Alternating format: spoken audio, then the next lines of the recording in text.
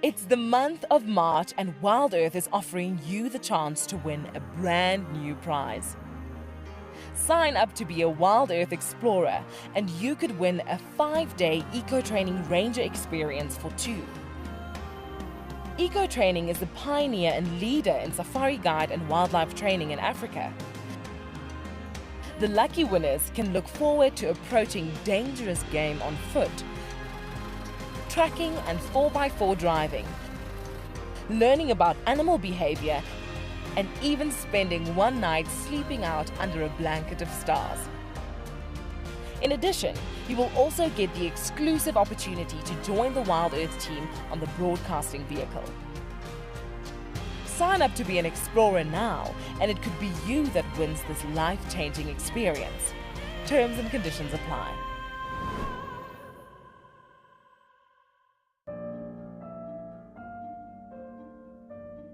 With a slew of potential dangers lurking, it's essential to be aware of your surroundings whilst walking in the wilderness. 20 yards away from one of the most endangered species.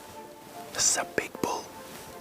What a moment, what a close encounter with an Ellie bull. He's just over here now. He's moved completely away.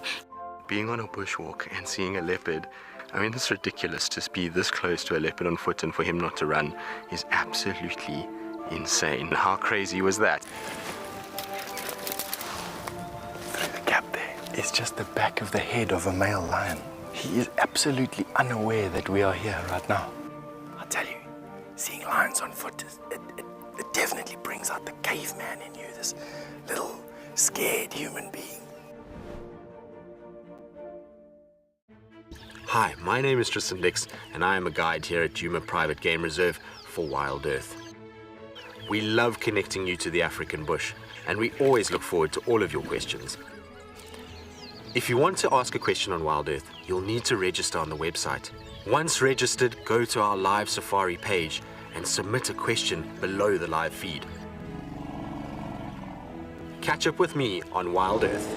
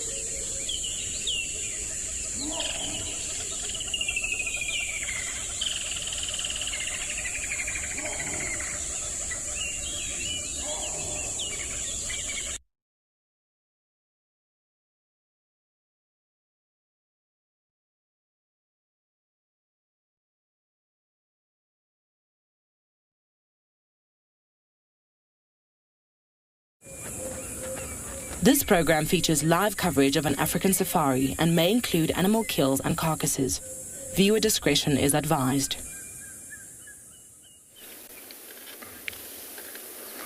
Good morning and welcome to a cloudy and overcast dawn here in Djuma Private Game Reserve, everybody. We had a little bit of rain last night and some technical difficulties. We do apologize about that, but it is a wonderful morning out.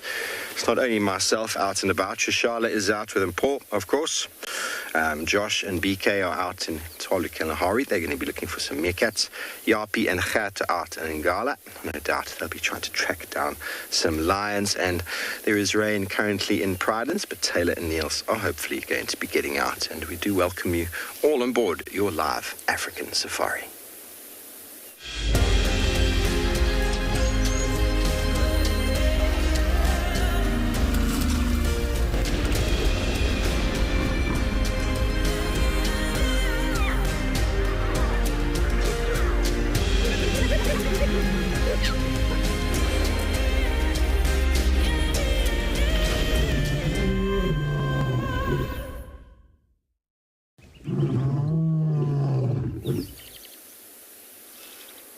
Hello everybody, welcome on board my vehicle named Rusty here on Djuma Private Game Reserve, where it is 23 degrees Celsius, 73 degrees Fahrenheit. Hello, my name is Steve, joined by Johan on camera, and we are very excited to have you with us on this Monday morning, where it is a wonderful morning.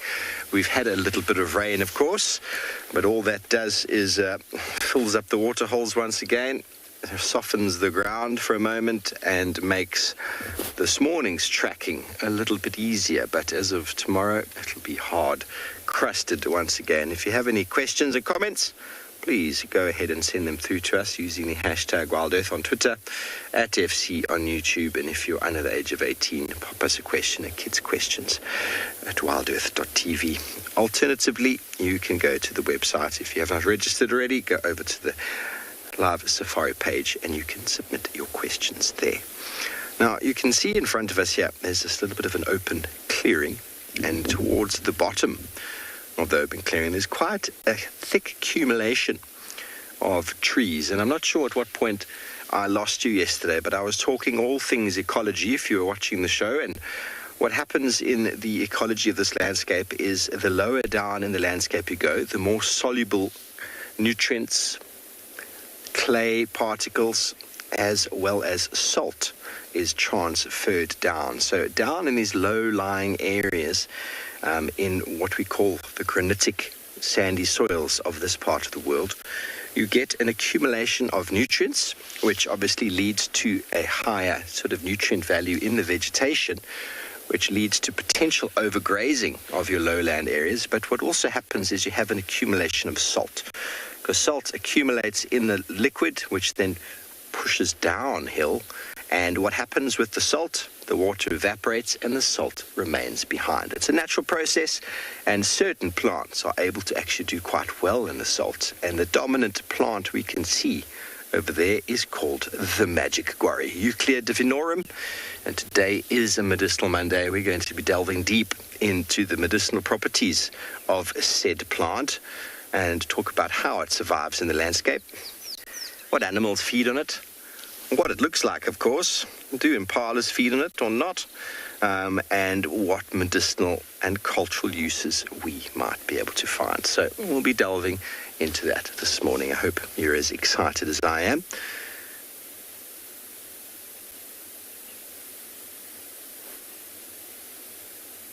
Beautiful impalas. They were out in this clearing a moment ago, and they all went bolting back across the road.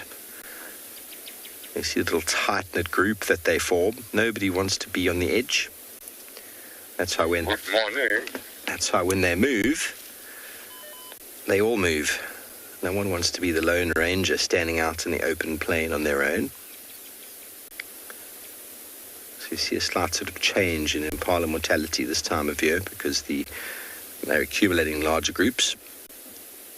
You see a bit of a switch over to the nearly and soon-to-be rutting male impala.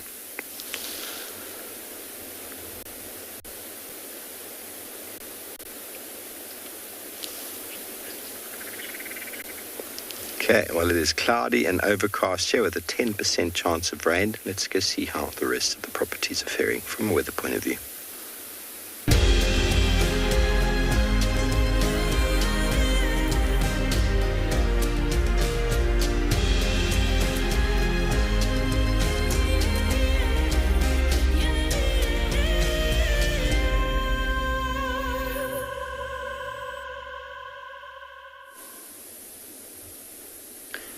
Good morning and welcome to all our viewers to a very cool and beyond gala this morning.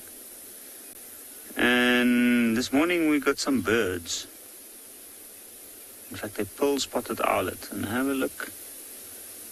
As he turned his head, we just saw a little bit of a spot in the back of the head, and that's actually where this little bird gets its name from.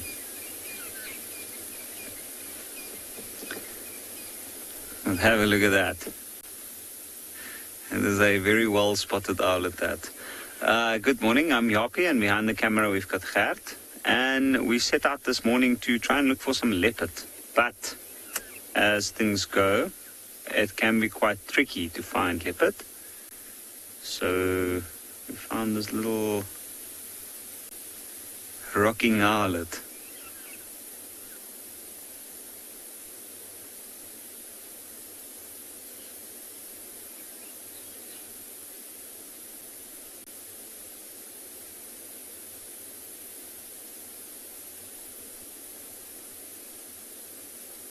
Those are some intense eyes there. That little owlet, I'm sure, when it was moving its head up and down like that, was probably trying to focus and spot something small moving in the grass. Definitely something there attracting its attention, and it can probably hear it. Maybe at this point not see it. But what's amazing about these little owls is when it just now there was a dove, a ringneck dove or Cape turtle dove, sitting on the same branch as the little owl. And in terms of length, it's almost twice the size. But this little owl packs quite the punch.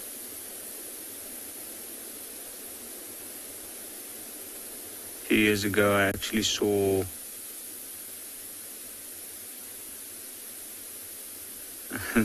that's epic. Stretching the tail feathers.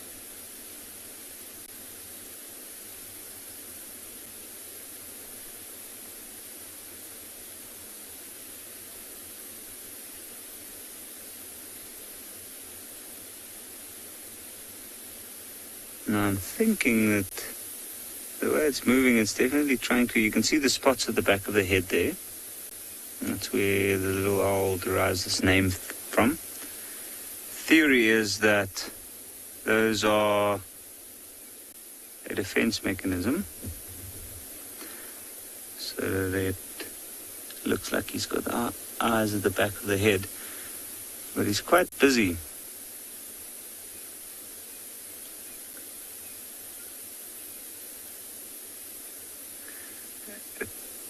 Tailor-made, that is a good question. I know with bush babies that is the case. With little owls, as far as I know, it's the same.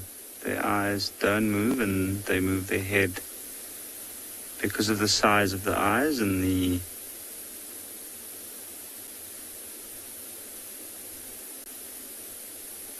they can blink certainly, but you can turn their head almost 270 degrees.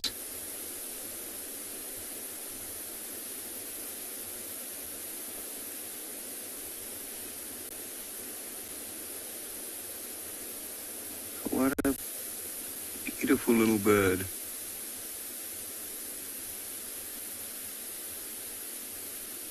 The way it's moving at the moment, I'm sure that it is, there must be something moving about in the tall grass and the small shrubs underneath, and maybe that's what it's trying to do, is to try and get a better view or try and catch something.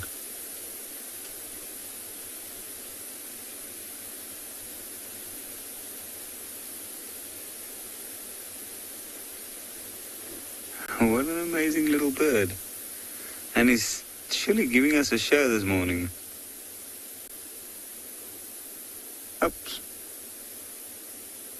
I'm still at the back there, but tricky to spot.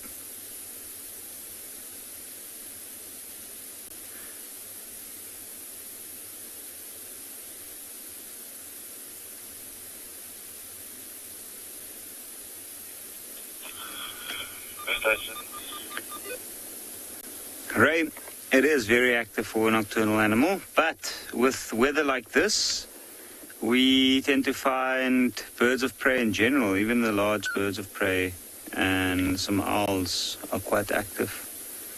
Because it's nice and cool, it's overcast today. I also think that something else that will be active today is cats. I was hoping for either a leopard or wild dogs this morning, but it will be tricky to find. So I think what we're going to do is we will probably head down towards the river and then we'll see if we can try and find some signs at least of these animals, and then we'll take it from there. Because if we do get lucky to find something, I'm sure we'll have some action. At least some activity. It's also rained last night a little bit, so that is a pretty good thing. It means that there's a lot of water around this morning, so we're going to have to be careful not to track the wrong animals. When it's wet, the prints of the animals stay in the sand for quite a long time, and it looks a lot fresher than it actually is. But while we continue on our search for these cats, we're going to send you over to Tswalu, where Josh wants to say hello.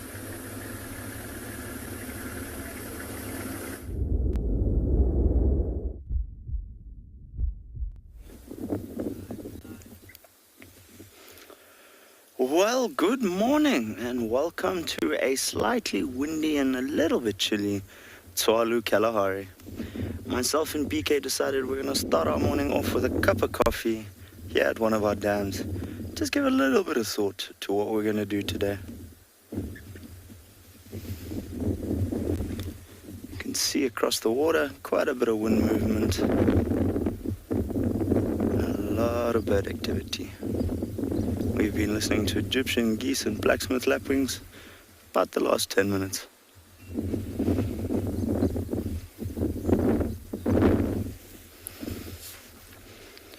My name's Josh and I'm going to be your guide this morning. Behind the camera is BK, and welcome again to Tswalu Kalahari.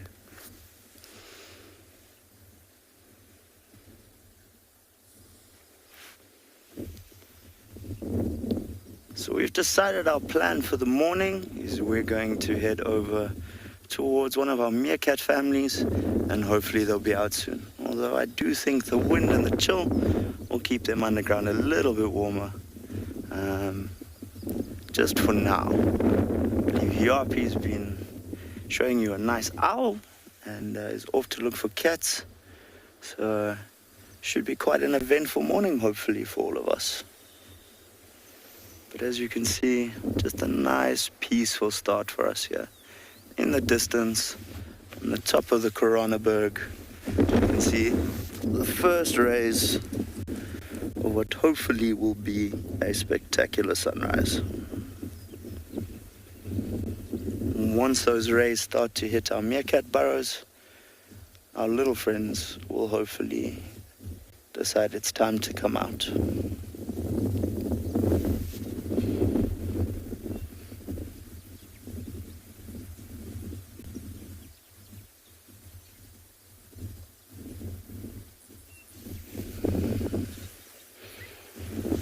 can slowly see the light there starting to spread.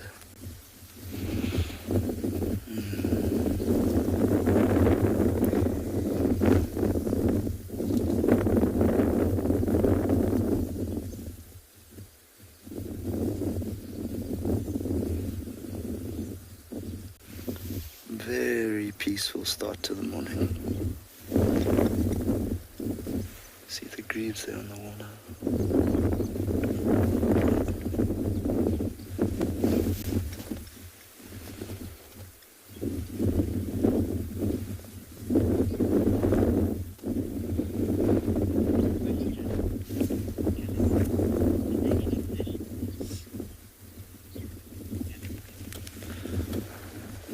So, Rubik's Galaxy, are there any fish in this waterhole? No, there are not.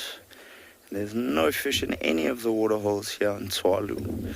You might get frogs and small water insects and that, or invertebrates, but definitely no fish here in Tswalu. We do have, however, bouncing along the top of the water, looks to be 2 little grebes. Seem to be having a bit more of a bumpy morning than we do.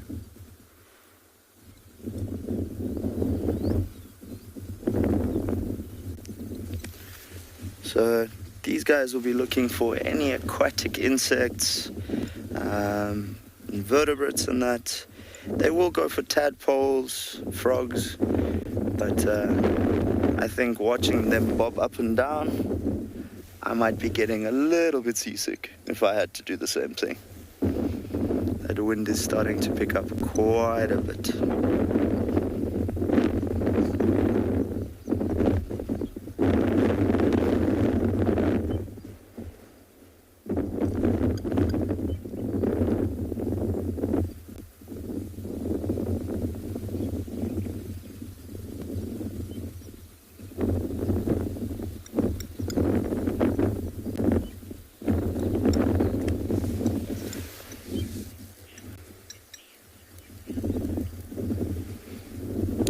Well, it looks like Mom might be feeding these little ones, but we're going to leave them to their morning breakfast, and we're going to head towards the meerkats. We're going to be sending you across to Steve at Tswalu.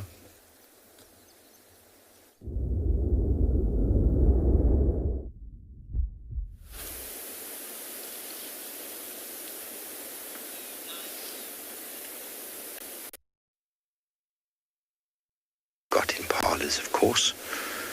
A little accumulation of female impala in the open. And there one, the dominant male, who's claiming this area for himself. There's going to be lots of discussion on the rutting season moving forward. Female impala that are older than a year will be coming into estrus. Might only even be at 2 years. And between the full moon, first full moon in May, maybe end of April, and the next full moon, all of the females, apart from a couple that slip through the cracks, will get impregnated. So essentially, males like this one are starting to compete, starting to isolate themselves in these areas of high resources with access to water, areas that the females would be attracted to, and obviously the strongest male claims the best quality area. And then once the females are in that area, they do everything they can to try to keep them in there. It's not easy. It's like a sheepdog chasing around lots and lots of sheep. And we talk about it quite often, but sometimes these fellows peak a little bit early. The problem is the testosterone levels start to build up in the coming months, and he gets so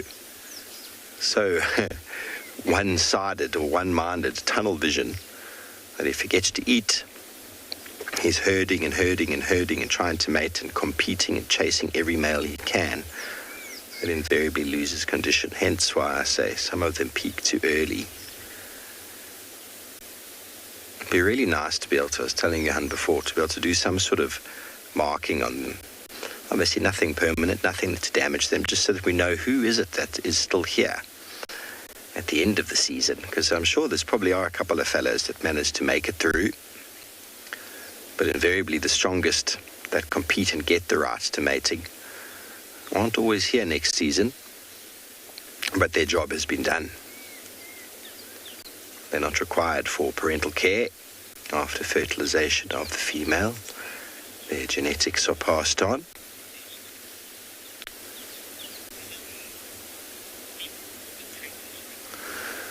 No, Johan, I don't think, Johan, age 12, I don't think they would be pregnant yet.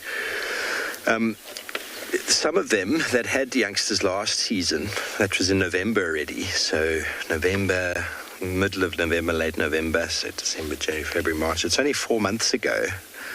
So to have come into estrus sooner than that is a bit of a push. So they come into estrus 6 months after giving birth, and then at 6.5, 7 months of pregnancy. Obviously, some of the youngsters that didn't mate last year or weren't pregnant last year, that there's potential for them to be, but there's actually an induced ovulation that takes place with the males roaring. Now, those of you who haven't watched the show before might not know what I mean by impalas roaring. Any of you from the Northern Hemisphere who've ever heard the red deers making their loud, incredibly loud noise? Well, impalas make a similar noise. It's the most ghastly sound. The first time you hear it, you think, oh my goodness, there's a whole pride of something there coming to eat me. I thought that the first time I was on foot in the Timbavati, never having heard an impala roar before. It's this loud, gurgling, roaring sound, and that is cued with the ovulation, and it actually brings the females into estrus. So it's a very interesting one. They're actually stimulated by that very loud sound. It peaks the males. Obviously, the pheromones are being developed, and that's what causes the men to get heightened testosterone levels. And then they start to gurgly roar. It's the craziest of sounds, but that roaring is actually very, very important in the breeding of the females. So without any of the roaring happened yet, I'm not saying it's impossible for females not to have been in estrus, but it's unlikely. It's unlikely. And it happens towards the end of summer into autumn, because that's when they are their fittest. They've had the most amount of food. They're in a really good condition. And then they time it perfectly so that their babies are dropped as the rains are falling and the vegetation's returning to good life again, which gives the babies lots of cover to hide, lots of shelter, and also gives the mamas at the time good amount of food to build up their condition. So right now this fellow seems to have claimed himself a small spot, but he's doing a very good job. He knows he's got to keep eating. He knows he's got to keep his head down and feed as much as he possibly can. But how often do we talk about animals being on their own? The benefit of eyes and ears is a very, very evident defense mechanism against predation. And the less time he spends feeding, the more condition he loses. So we were already seeing quite a shift in the impala dynamics at Pridelands. Haven't seen much of it now, although there are a couple isolated incidences of males claiming areas, but they basically just go and stand there. And once the testosterone starts to build up, you're going to see them starting to compete for those areas. If another male walks here, he's going to get a little bit antsy about it.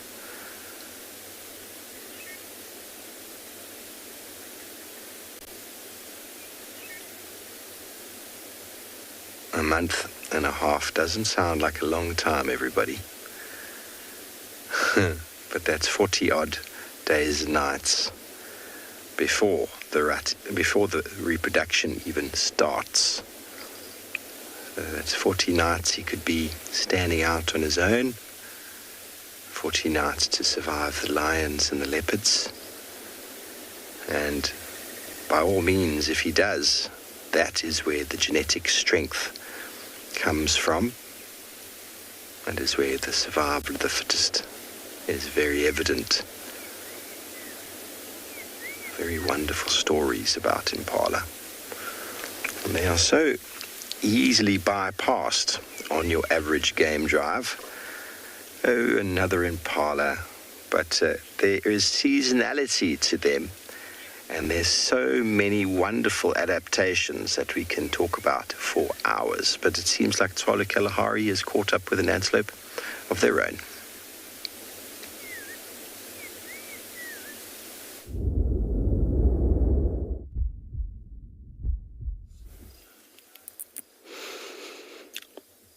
Welcome back. So, on our way to look for our meerkat friends, we stumbled across this lovely chap.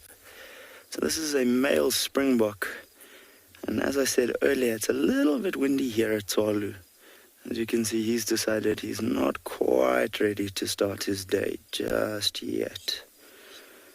So he's chewing a bit of cud there, and the reason I can say it's very obviously a male, so if you take a look at those horns, those lyre-shaped horns, they're very thick and robust. Now the female's horns, much thinner, much gentler, because they obviously don't fight with each other as much as the males will during the mating season. So these guys' horns are designed to take quite a bit of a hammering. And if a male's horn should break, there too goes his chances at breeding and passing on his genetics. So these guys do quite well here in the arid Kalahari. They're a mixed feeder, so depending on what has the best nutrient value at that time of year, they will be quite happy to go with that. It looks like our Springbok friend's about to get some company. We've got a male wildebeest here. He's probably going to walk into our frame. And BK's got him. Nah, he's decided he's just going to do a walkthrough. A little cameo appearance, if you like. Nah, he's not interested in us. He's going, it's Monday morning. It's not even 7 a.m. and you want to put me on TV. No, thank you. I'll just carry on as my day. And as you can see, the Springbok's not too bothered either. So this is the only antelope species we have in southern Africa. There's a lot of discussion whether or not it is a true antelope species. Now, this is a topic I would like to do a little bit more research on before coming back to you. But I'd like to know why they're negotiating or trying to make up their minds as to is it or isn't it. It's a very popular antelope and is found vastly over the arid areas of southern Africa and up north. There's history books that state, especially in this area, one in particular written in the late 1800s, of a lager that had a Springbok herd go past them for 3 days and 3 nights. Now, if you think about the sheer number of animals that had to be, one can only guess it's in the hundreds of thousands and maybe even over 1 million animals. For a herd to take 3 days to go past, I can only imagine.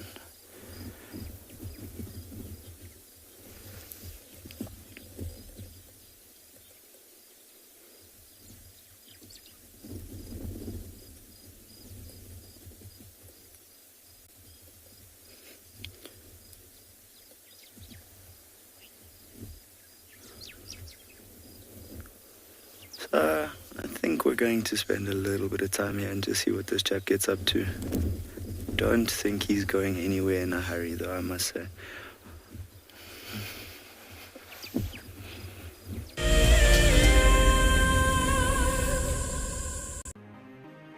It's the month of March and Wild Earth is offering you the chance to win a brand new prize. Sign up to be a Wild Earth Explorer and you could win a 5-day eco-training ranger experience for 2. Eco-training is the pioneer and leader in safari guide and wildlife training in Africa. The lucky winners can look forward to approaching dangerous game on foot, tracking and 4x4 driving, learning about animal behavior, and even spending one night sleeping out under a blanket of stars. In addition, you will also get the exclusive opportunity to join the Wild Earth team on the broadcasting vehicle. Sign up to be an explorer now, and it could be you that wins this life-changing experience. Terms and conditions apply. Wild Earth explorer Jenny recently joined Tristan as he broadcast live from Djuma. Awesome to kind of have a guest on board. I'm looking forward to this. This is Jenny. Hi everyone. And Jenny is the first of our Ticket to Dream holders. If you want to go on safari with a Wild Earth guide, whilst honing your bush knowledge and of course featuring in one of our shows, then head over to our website. Literally being with Tristan on the vehicle today has been incredible. It has truly been a dream come true. Sign up to be a Wild Earth Explorer and you could be making your first ever on-screen appearance. I would highly recommend being a part of the Explorer program and being able to be a part of an interactive live drive.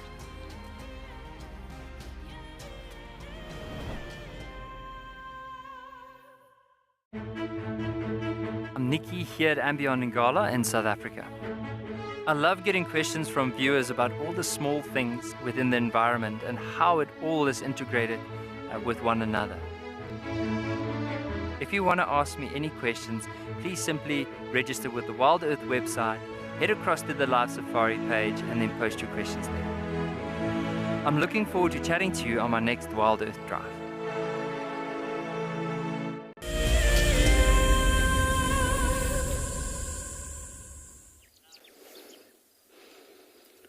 So folks, not a lot has changed here, but I was just having a discussion with BK and realized that I'd used the word antelope instead of gazelle for our springbok. So I do apologize for getting that incorrect. But as you can see, he's not doing a whole lot at the moment. And if you look just at the back there, you'll see there's a little bit of golden light starting to shine. And that sunrise is slowly creeping up over the mountain. So obviously the sun has risen, but part of the Coronaberg is still blocking its rays from coming onto this side of the mountains. And once it does, I think it'll warm up quite a bit. Although it's not going to be a very hot day in the Kalahari today, according to our weatherman. But we know they can occasionally get it wrong. There's a lovely bit of golden light there. You can see the shadow slowly fading back.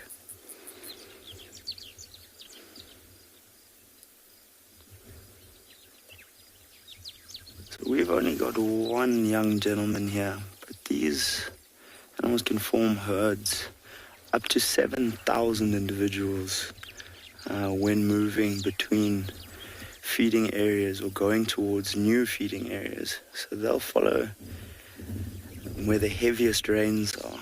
Now, I'd be very interested to see the behavior between this many individuals. Obviously, without the breeding season, they might not be as contentious as they could be, but it would be quite fascinating to see the amount of different behaviors you'd witness when you put that many animals together.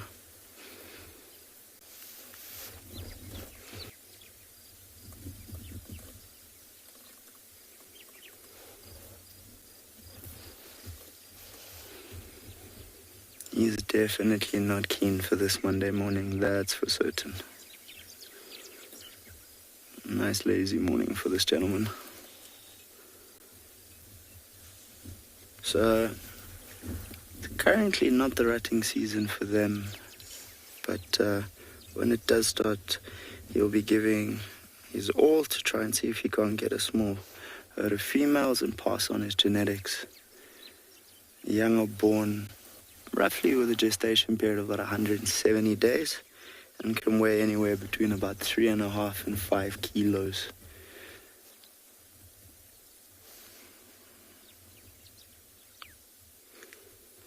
Generally, this will peak during the summer months because there's an abundance of food, but it can occur year-round. I think definitely those born in the months where there's a lot more food will have a almost better start in life.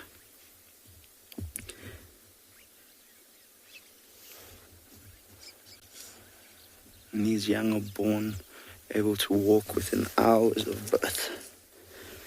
So they'll generally join the herd after 2 days.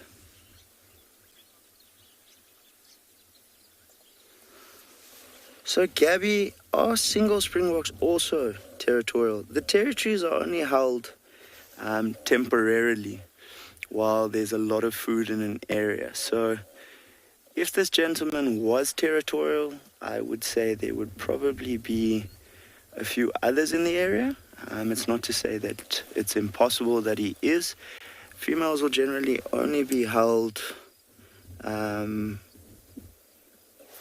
these areas during the breeding or the rutting season, they generally move freely most of the year following food. As I said earlier, these guys are mixed feeders. They'll also use their front hooves to dig for roots and bulbs and that.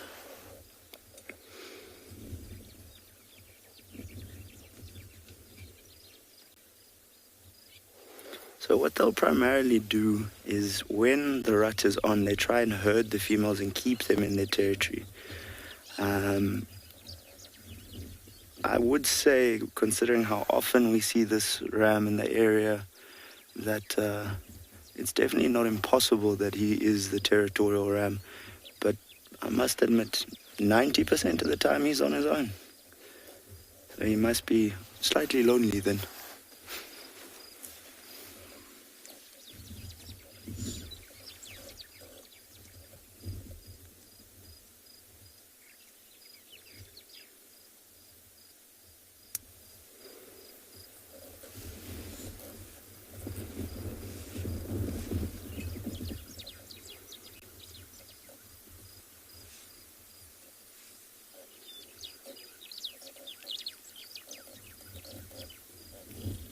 I do know that once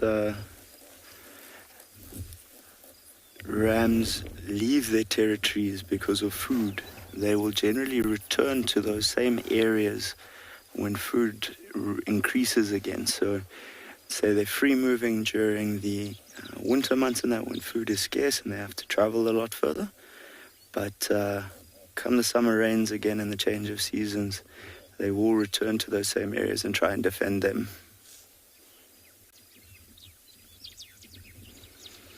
So I do believe there's something exciting going on the other side of the country. We're going to be moving on and heading towards our meerkats, and you are going across to Ngala. Enjoy.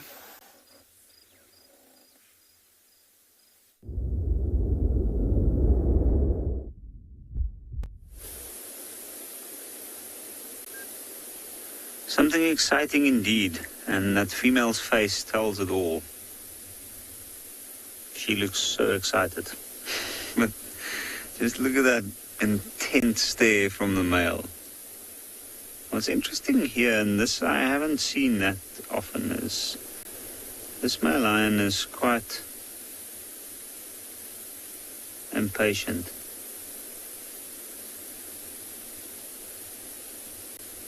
You see?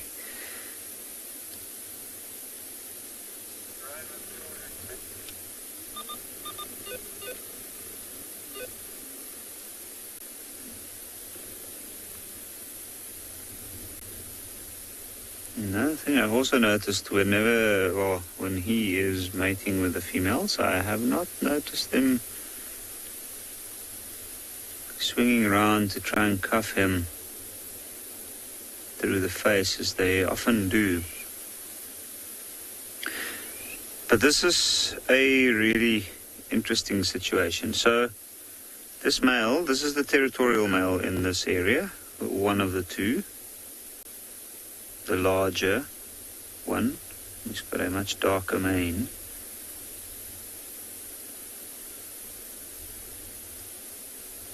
As you can see, he's also maturing in age at the moment.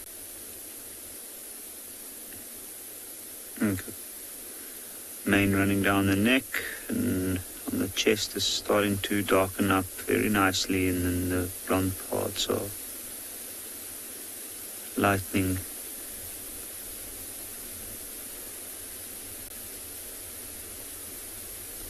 And he's got a face that tells quite a few stories. If you look at it closely, you'll notice there's quite a few scars. And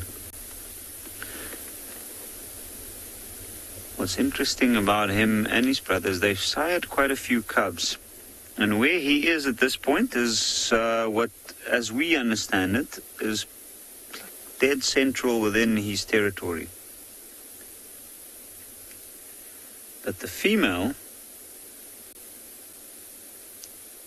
she,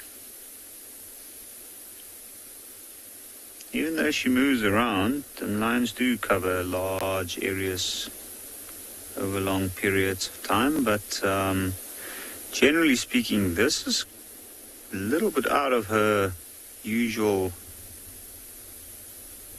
territory. And she's from a different pride, even though she's related to the pride that occupies this area. She's not from that pride.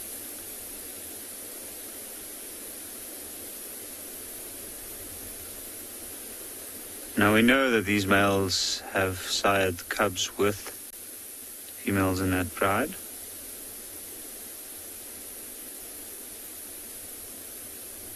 They haven't really seen the mating. So this is actually quite exciting.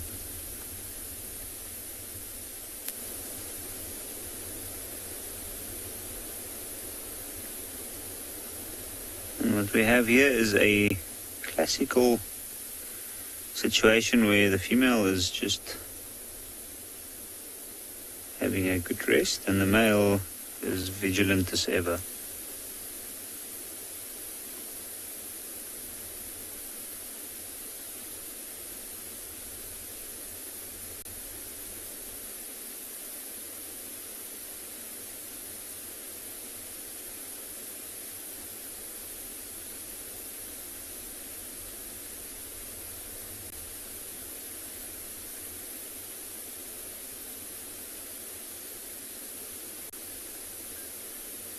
Chile, do we ever get an all male pride? We actually, so the all males, if the males are all together, we call it a coalition.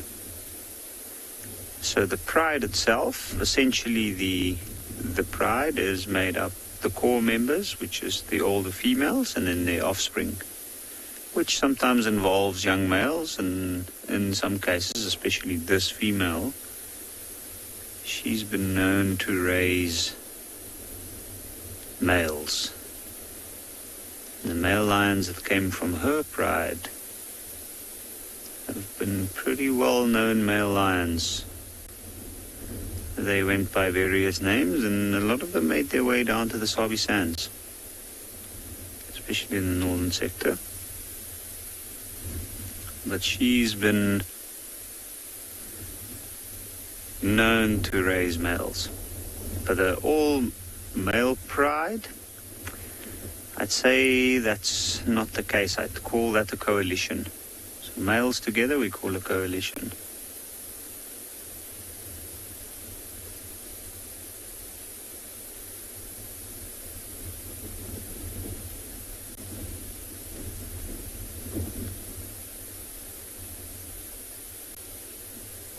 I do find these male lions, this one and his brother, quite interesting in the fact that when they arrived initially, they're not very big.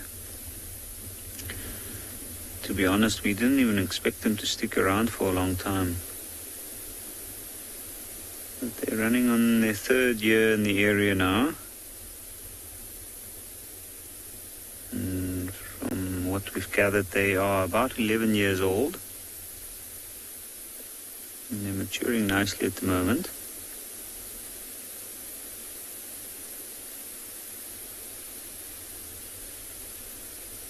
And they're certainly not backing off.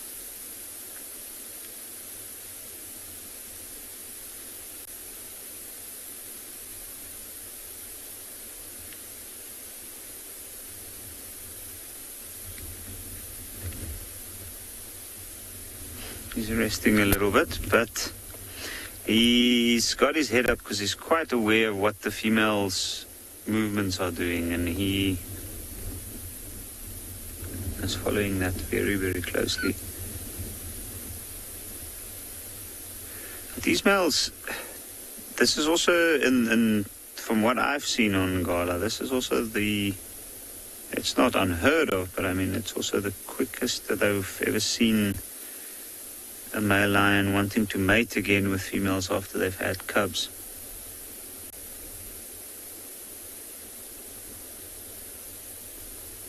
And also normally this time of the year, the hunting's slightly more tricky. And usually this is when they lose condition, but at the moment, this male's in a really, really good condition actually.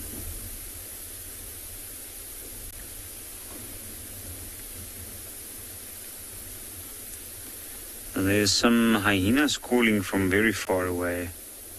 I don't even know if it might be on Gala, and I think that's why he's picked up his head. You can see he's just raised the eyebrows.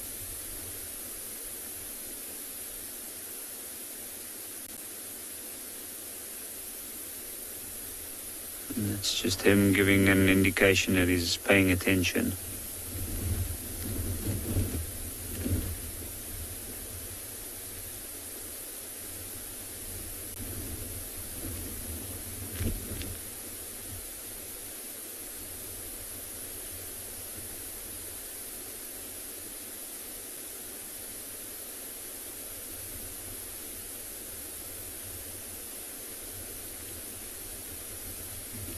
And he wants to lay down, and he probably wants to rest.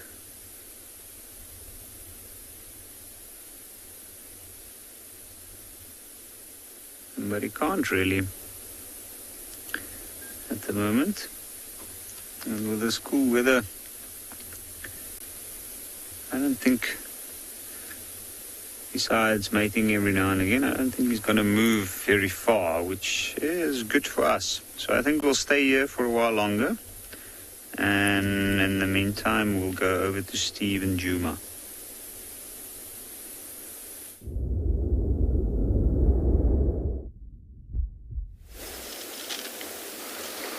Welcome back to very overcast Juma, everybody. And, well, don't worry, because we have found the magic Agwari once again. And what's quite noticeable about where I'm standing, in and around where we are, is it's kind of like a thick band of these trees. We find ourselves quite low down on the landscape, the top of the hill being up that way, and all the salt sort of wash down the landscape and accumulate in an area like this. So the grass and the vegetation is normally quite nutrient rich. There's also a lot of salt, as we said before, so the potential for overgrazing here is actually quite high. So where you find these gwaris often can lead to, not because of the plant themselves, can often lead to an area that has got a soil that has got a different chemical composition. We call them sodic sites. There are very many of them in Pride, and it's quite commonly seen. We do have them here as well, but they're not that easily seen over here. They're actually looking all right. But what happens is, if the overgrazing happens and this grass gets removed, what's the first thing that happens when grass gets removed? You get your exposed soil layer, and then water runs that off. You get erosion. You lose your top layer of soil. Underneath that top layer of soil is where the salt has been sitting, and you get this very hard, compacted soil that is very, very difficult for plants to grow in. Very natural process, very organic, but in areas of high overutilization, it's happening more and more and more. So areas like this where you find these gwaris are very susceptible to that kind of situation. But the gwari themselves, throughout the year, is a very nice shady tree. I know you probably can't tell right now because the sun's not shining, but this tree is evergreen. It's got leaves throughout the year, and so a very, very nice place in our winter months to find animals is hiding under these trees. Obviously quite low down on the landscape. The nutrients are quite accumulated, so the vegetation is very tasty. But how many times have we found our lions, leopards sleeping under them? Wildebeest will actually move around these trees depending on the time of the year, depending on where the sun sits, and the shady spot will always be quite evident, which is quite nice. But the gwari itself, very, very commonly found down here, and it's quite an easily identifiable tree. If you can see the shape of it, forms a little bit of a mushroom. These are quite big. They don't get huge for the most part. We get many most of the time. It's just small little ones that we find on the ground. That's when they're starting to encroach. But when you look around here, you can see quite a number of very well established magic gwaris over here.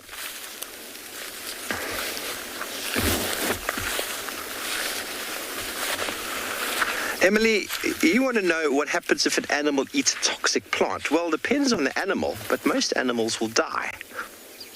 So eating toxic plants is essentially not something that animals will do, because toxic normally means poisonous. So it's something that most animals will avoid doing.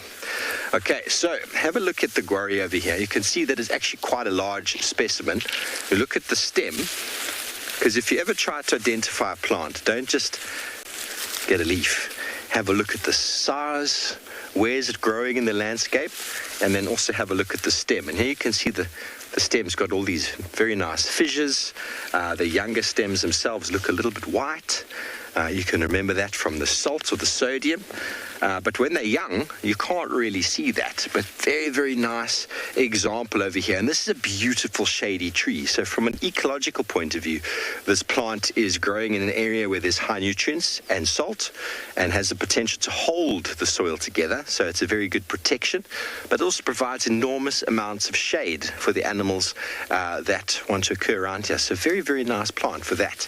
But it's not the tastiest of plants, everybody. It's hard, it's tough, and it's leathery, and if you eat it,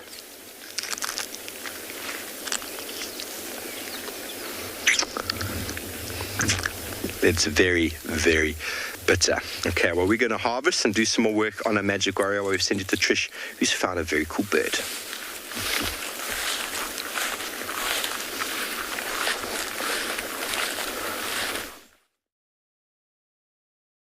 Look at this. So special. It's a malachite kingfisher. So gorgeous. I always get requests when we're going to see a malachite kingfisher. So pretty. Here at Buffelshoek Dam, which is amazing. It's been hunting. So glad that we managed to see it. We're going to see more of it. As I say hello everyone. It's me, Trishal. I've got him on camera. It's quite overcast, as I just told you. And we're hoping that we don't get any rain. But for now, we're pretty excited that dam here in Buffelshoek, or at Buffelshoek Dam, still in Djuma, north corner, there's this malachite.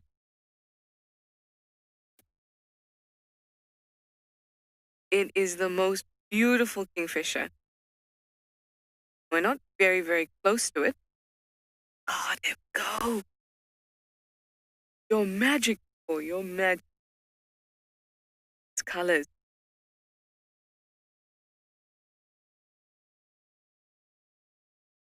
Got that very, very teeny, shimmery, iridescent crown.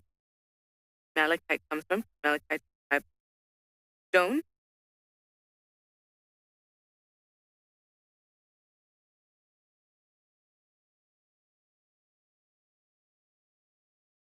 Even if I were to rename it, I'd call it malachite azure. Don't listen. It's just malachite. And it is stunning. So like I said, it's been, oh, look at that. It's been hunting around here. And that makes sense because it hangs out in aquatic areas because its prey is aquatic. Little things like tadpoles, little frogs, and of course small fish. It's not always aquatic. It can also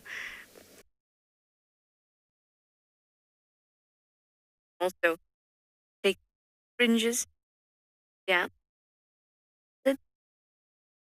insects.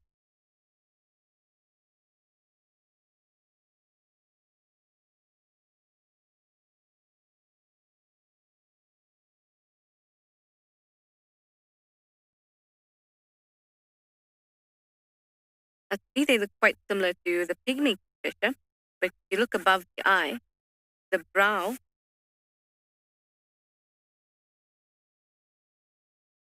is blue.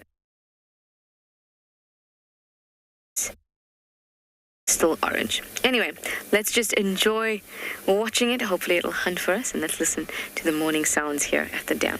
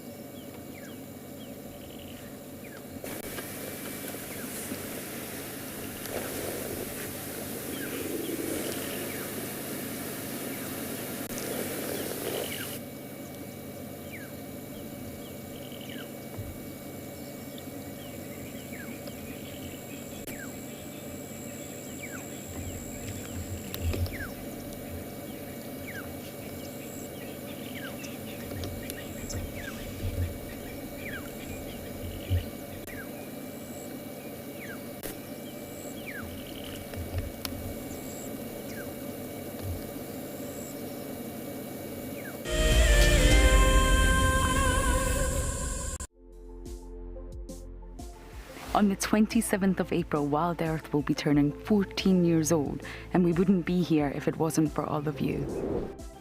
And to celebrate, we will be finishing the beautiful book that we started last year that looks at the history so far. But we do need you to be part of it. Please submit your most memorable sighting, or what Wild Earth means to you, or even just your name and a comment to be included inside the book.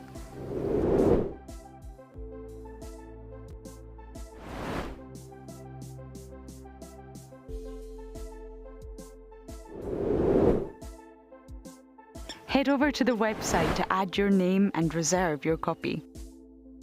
We are offering a 20% discount on all books bought before the end of March. And a big thank you to all of you who have contributed to the book so far. Our lives are dictated by alarm clocks, traffic jams, constant multitasking, and countless distractions. The wilderness is where many of us feel the most human.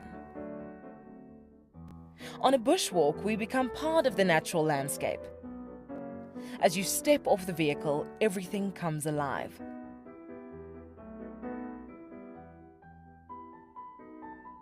As with any risky experience, walking amongst these animals inspires awe and appreciation. Now, it's your turn to go on a bushwalk. Join us from Pride Lands as we slow down our thoughts, put aside our distractions, and reconnect with a place that first taught us how to be human. My name is Ross, and I'm a field guide at and beyond Pinde Private Game Reserve. I love getting questions from guests on Wild Earth because I love sharing and learning information about nature with new people, and it also makes me feel like you're all joining me in real life. If you want to ask a question on Wild Earth, then you need to register on our website. Once registered, go to our live safari page and submit your question below our live feed. Looks like 2, 3, 4. Well, folks, as you can see, the golden light has appeared over the Mokala burrow system, and our little friends have come out. It's a bit of a chilly morning, so they're standing there sunbathing every now and then. One of the little ones falls over, and you can see they're still a little dozy, but they're starting to wake up. This wind will make them a little bit more nervous this morning, a little bit more careful.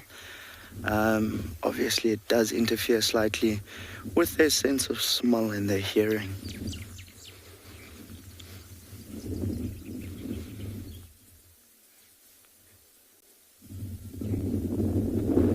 There's a little one just below that adult staring at us. Oh, no, he's decided he's going to sit in the sun again.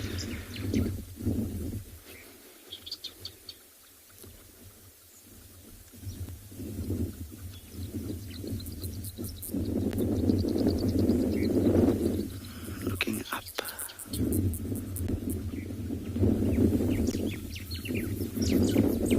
So these little guys will spend quite a bit of time constantly looking up, wondering who's out there, because some of their predators are aerial predators, so pale chanting goshawks and that will always be a threat to them.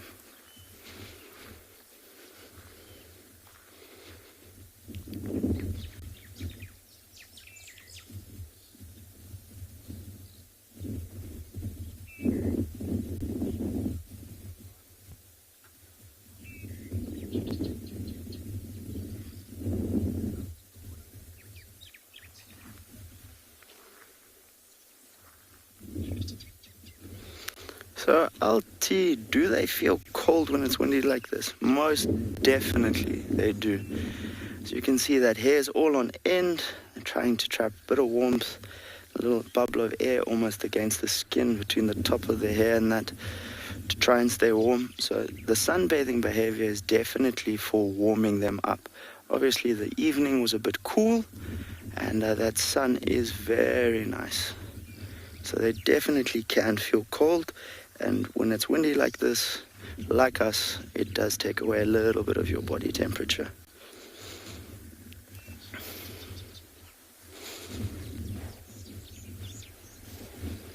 Very curious little one here going, what are you doing?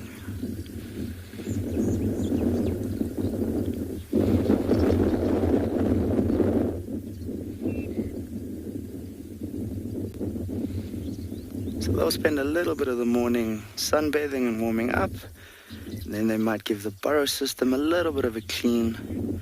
Oh, we're having a bit of a cuddle and a fall over almost.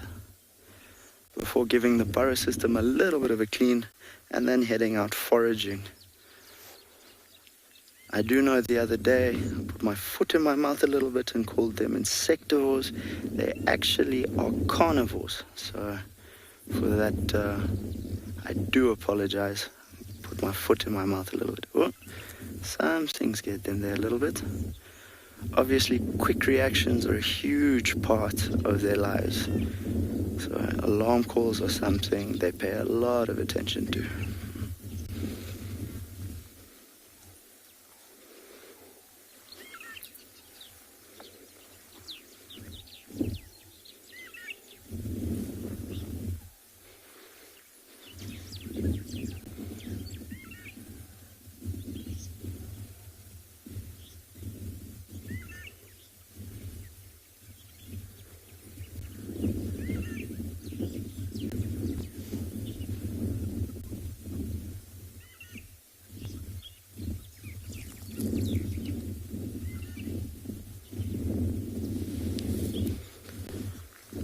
So the question is, are meerkats immune to venom? And the answer is no. Not to my knowledge, and certainly nothing I've read. Venom definitely has an impact on them, and one of their threats, especially as youngsters in the burrow system, out here at Tswalu specifically, is Cape cobras. So, no, I wouldn't say they're immune to venom. What they are, however, is incredibly agile and very quick. So, they are capable of killing snakes and eating them as well. But as to an immunity to venom, nothing that I've ever read or heard would lead me to believe they have an immunity to venom.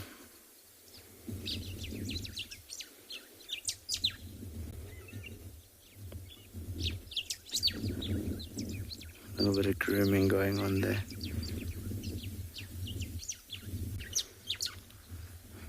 BK will swing a little bit further back. You'll see the senior female at the back there sunbathing. She's quite a lot larger than the others. You can see her mammary glands, and she is looking very round, I must say.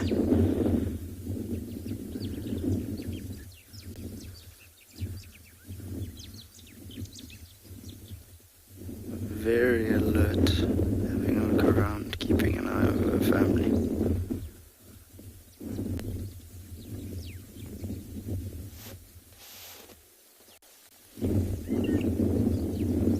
A very loud fork-tailed drongo there in the background.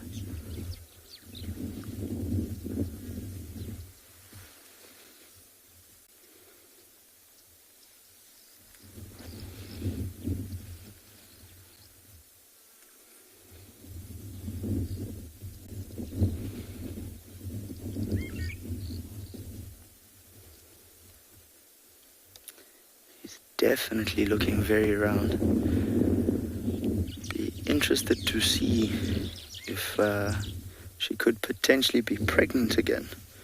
Have to have a chat with some of the other guides and just pay a little bit more attention to what she's up to over the next 2 weeks or so.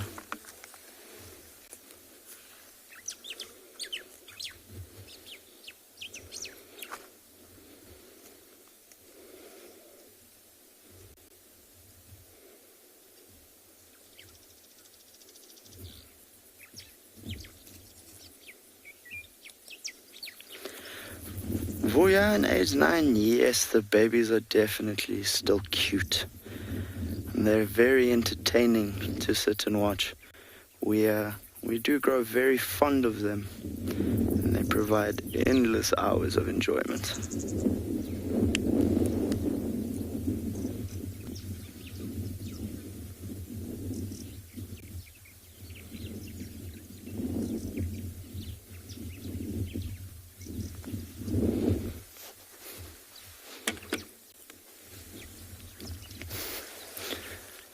This little one's trying to decide if he's going to be a TV star. And paying a lot of attention to BK and I.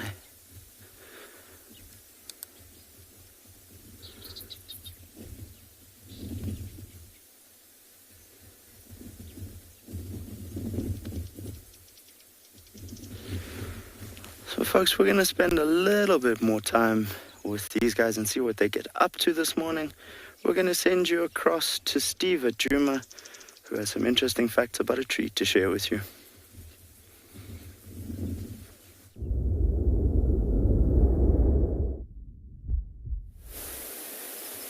Welcome back, everybody. Well, indeed, we are looking at a tree. We are harvesting. Just done a little bit of harvesting of the magic worry, and we've also found some interesting things. So let's identify. Now, what I find interesting, and it's why some people struggle with plant identification, is these are both the same plant. The one on my right, these are new leaves. The one on my left are old leaves. So very important for you to do that when you get a sample, is to get more than one leaf, get a whole branch like that, and then have a look up the leaf, up the stem as it goes. There you'll see 2 leaves, and then you go up, and then it turns, 2 leaves, goes up, it turns, and right over there, can you see the growing point there, Johan? Yeah. The auxiliary bud, which means that this is the leaf. One of these is the leaf, although that leaf has been eaten. Let me get you another leaf. There is the whole leaf there. So now that we've got the leaf, have a look at the side. The side's very wavy, very, very wavy. It's very green. And if we look underneath it, not very easy to see, but there's quite a few sort of pockmarked marks all over the bottom there. Lots of little checkered blocks. And the leaf itself is very tough and very leathery. But now, off of the same plant, excuse me, have a look at the old leaf versus the new one. Very similar, but this is just new growth versus old growth. So when you find the plant growing and there's a new sucker or a new growth plant coming out of the base, very much likely going to look like this one versus that one. But other than that, everything is the same. The coloration, the taste is the same. Now, why is it so bitter? These leaves here grow and they stay on the tree all year round. All year round, they don't really want to be eaten. The bitterness is the tannin inside the plant. So magic warriors who provide the beautiful shade, and they're not doing it to provide shade for anybody. They just want to have access to water all the time. Now, the name Euclea divinorum is apparently, that's a scientific name, Euclea divinorum. Now, apparently you can take a stick, sort of like that, and you divine water by moving. You know, people do those divining rods. Apparently you can do that with this tree. But in fact, this tree grows where there's water, everybody. It grows where there's water. As soon as it grows somewhere else and there's no water, it won't survive there. So this is a tree that relies on 24/7 water. So where the magic warriors are growing, deep down below the surface there, you're going to find water. So they do indicate water. They do grow down on the landscape where there are seep lines. They do grow down close to the water. They grow down when the water table is quite shallow to the surface. So very, very important element in that. And you know you're low in the landscape when you find these plants. But we found a wonderful sample of this one as well with little berries. So we're going to keep delving deep into this plant as we go, but let's send you over to the meerkats.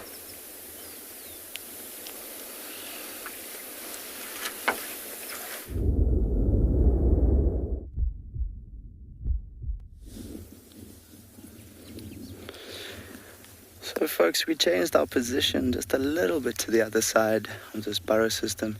As you can see, we've got a lot of playing going on here, a lot of activity.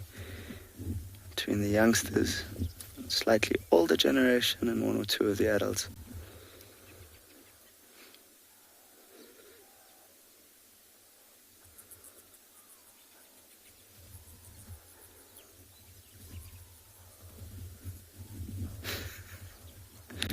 They truly are incredible.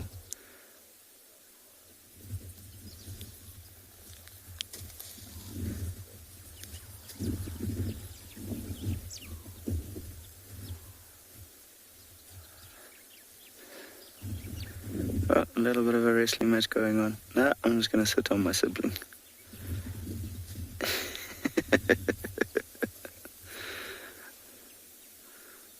Lots of back and forth going on.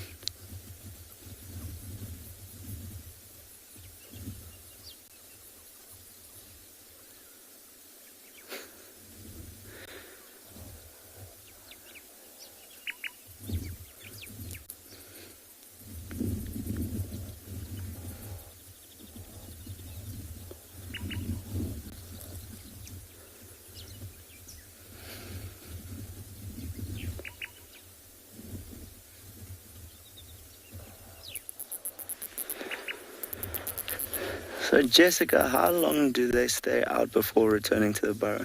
That's very much weather dependent. Obviously, if it rains, they'll head back to the closest burrow system as quickly as they can. So they don't necessarily always use the same burrow system unless, of course, the senior female has given birth. Then they'll use the same burrow system for a few weeks before moving them. So they kind of forage that area almost dry and then have to move them the moment the pups are a little bit older. But for this family here, we know of at least 5 different burrow systems that they use. So we would say generally that they're out for most of the day. If the weather's clear, they'll be out until just before sunset. So they'll probably leave the burrow system in the next half hour or so. As you can see, they're getting pretty active. The little ones are starting to forage, and they'll only return to a burrow system late in the afternoon into the early evening, so always before sunset though.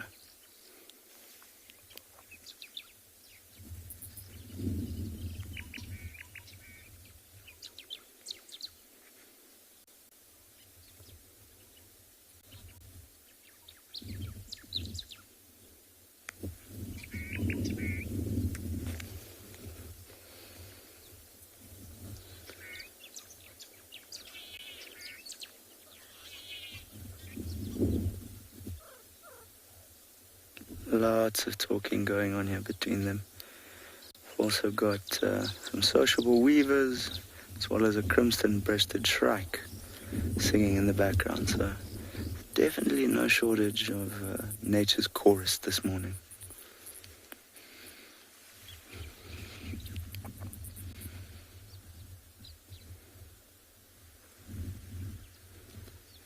PK will go a little bit to the right there. We'll see one of our adults cleaning out the burrow system.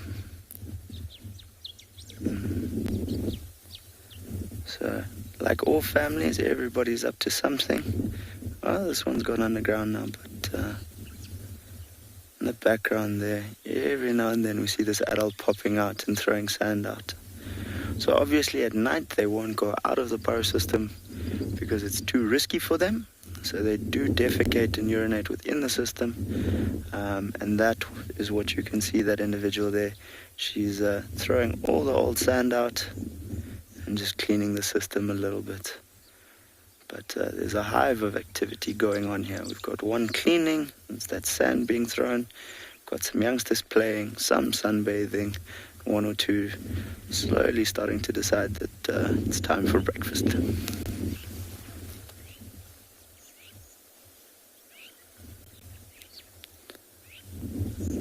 Little ones are very cute.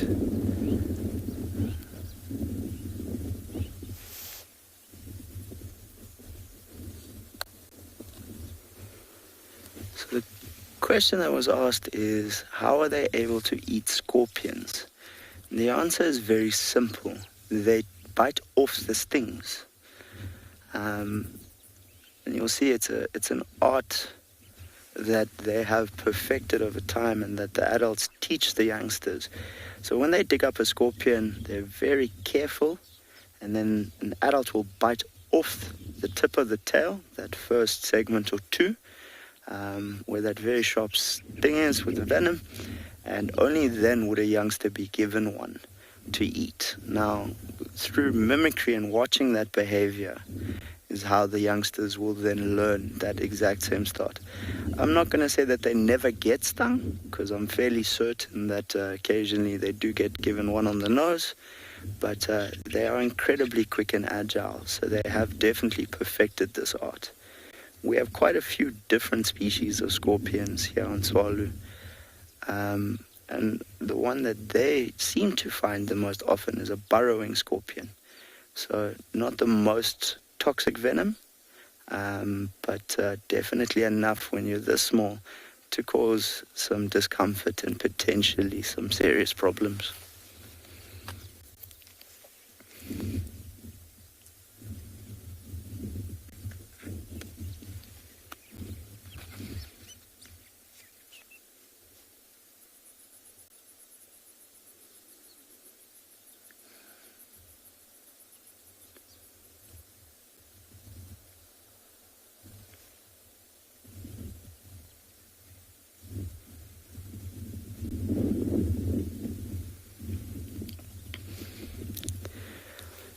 David, age 4, has just asked us, why do they run with their tails up? I'm not sure, little man. If I had to take a guess, I'd say it helps with their balance and that, especially when they're running around and trying to play, like these two little ones at the back there who are having a full-on wrestling match. And also as a way of keeping track of each other. They're able to see that tail like a little radio antenna.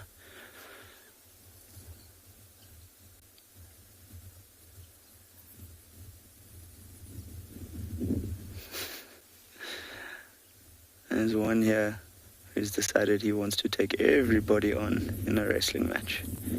He's trying to get someone to play with him.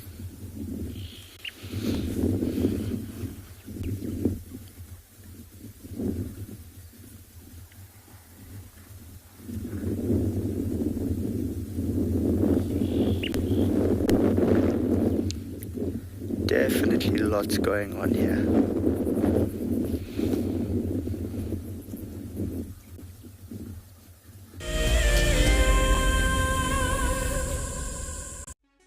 For all of you Wild Earth explorers who bought plaques, today is the day that you will make your very first safari on our vehicle.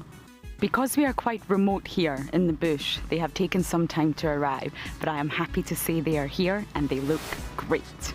Marcel has spent the day attaching them. Let's take a look. Before we mount these nameplates, we just give a light dusting of green paint. This is to better match them to the color of the vehicles and also to decrease the reflectivity of the metal and thereby staying sensitive towards the animals. Bumbo crew, hopefully Dan Black, Liesel Apgar and Alicia George. Well, it's time for me to get ready to take you all on a safari. Let's go.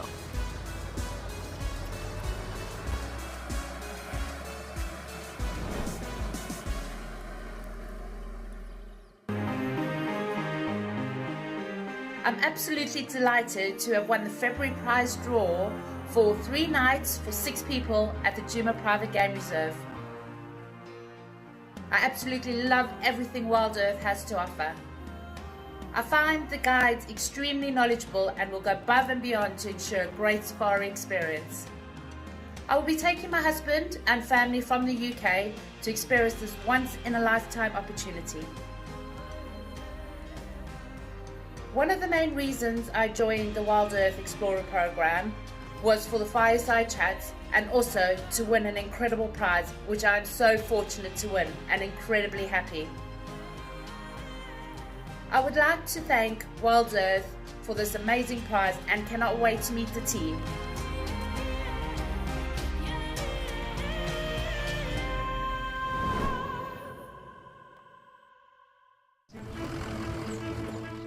My name is Taylor McCurdy and I work for Eco Training.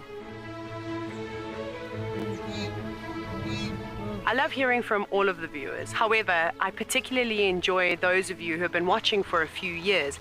Your questions are just so advanced and they really get me thinking.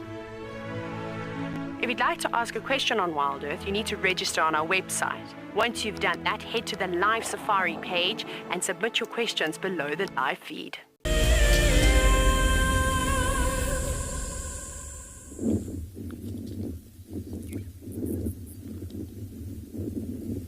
Well, as you can see, everybody's come together a little bit, although there is one individual behind us who we can't see at the moment, starting to get a move on. But I do think fairly soon they'll head out for the morning to forage and get their day started.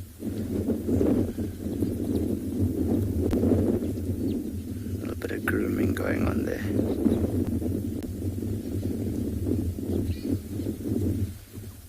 They're still windy this morning, so they will be careful as they head out.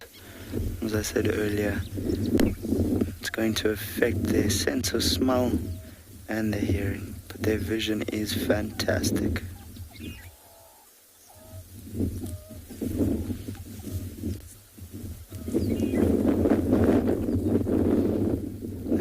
Looks like the day is about to start. One little one here, very curious. What is BK up to?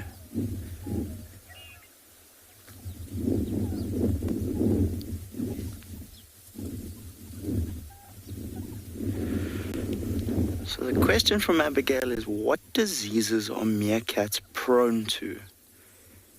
Now, off the top of my head, I cannot tell you. If I had to take a guess, I would say that, like a lot of your small carnivores, rabies would be something you would always worry about. So the last thing you would want is rabies getting into a family group. But as to others, I would be lying. I'd say rabies off the top of my head, without a doubt, would be something you'd worry about in any of your small carnivore populations. I'd have to see if distemper would be something they'd be prone to potentially.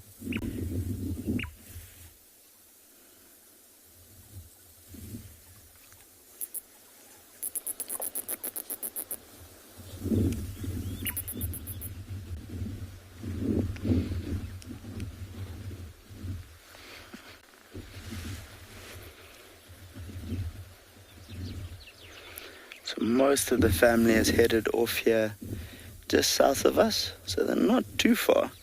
But this last one's just having a look around, seeing what's going on.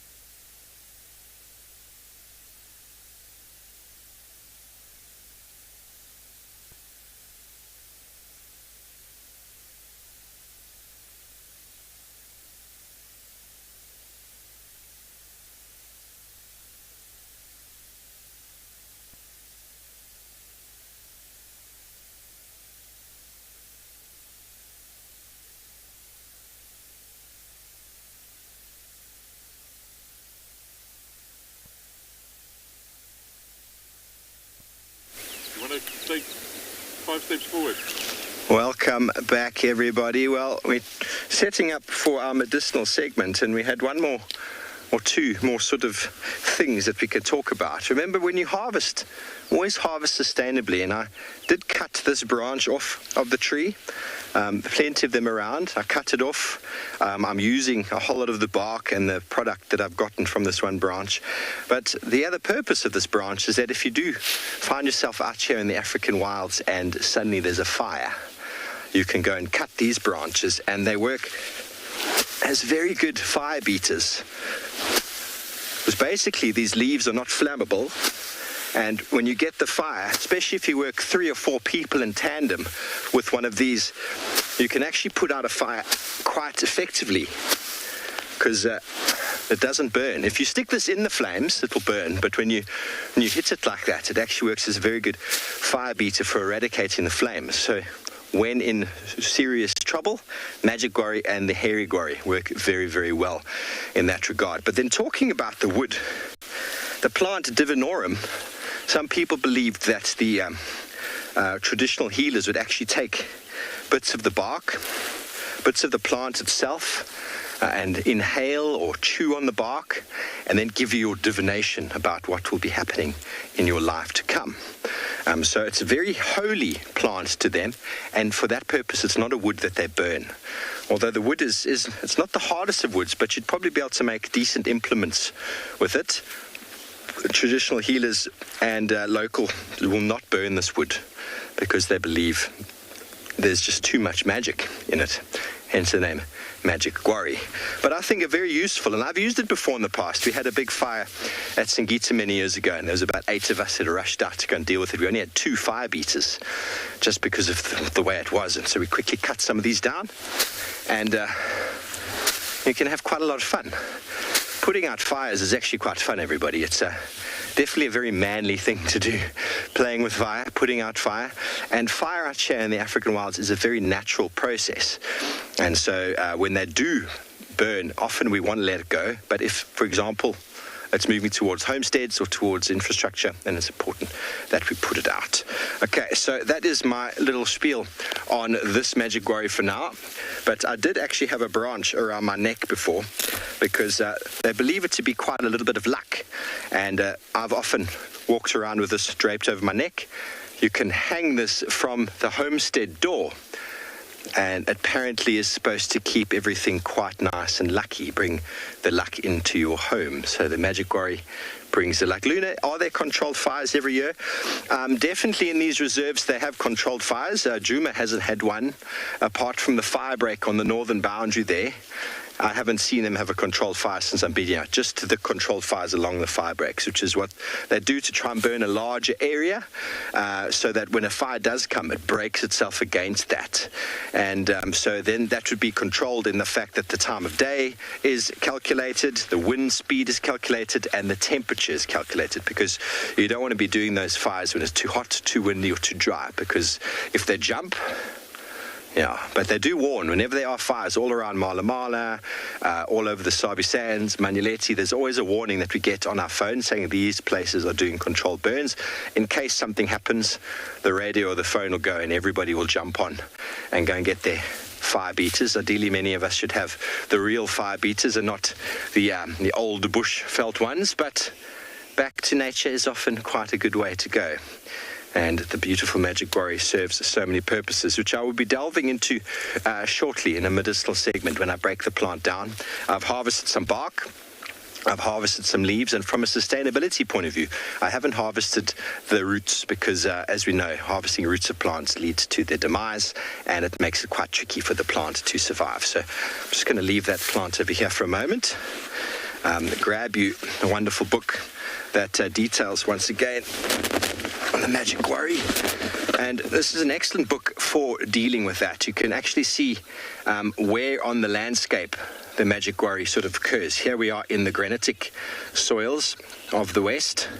So brackish flats, rivers, valley bottoms. So very, very water-loving, very water-dependent plants. And as we go further east into sort of the Singita sort of eastern Krugers, where there's the eccoshales and the basalts, it's the same story. Wherever there's a brackish sort of area, you'll get those plants. They don't occur on the tops of the slopes.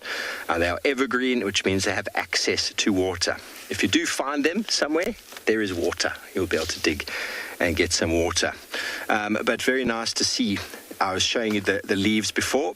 Here's the very nice structure of the leaves, the double, the opposites like that, the clusters of the fruits. When they're nice and green like that, we've actually managed to find some nice red ones, and then a nice picture of the bark. So this is a great book for identifying and finding plants in the Lowveld, and there's a couple of them around. And here, a very good example of the sort of bell shape, or what do you call it, a mushroom shape, and the soil underneath looks very, very, very sodic and overutilized. Okay, the Shangaan name, Hlangula, and I'm sure you've all heard of the male leopard that we have around by the name of Hlangula. So his name is named after this tree. Okay, so I think we're going to carry on. I'll put my binoculars back on. You don't want binoculars on when you're beating the ground.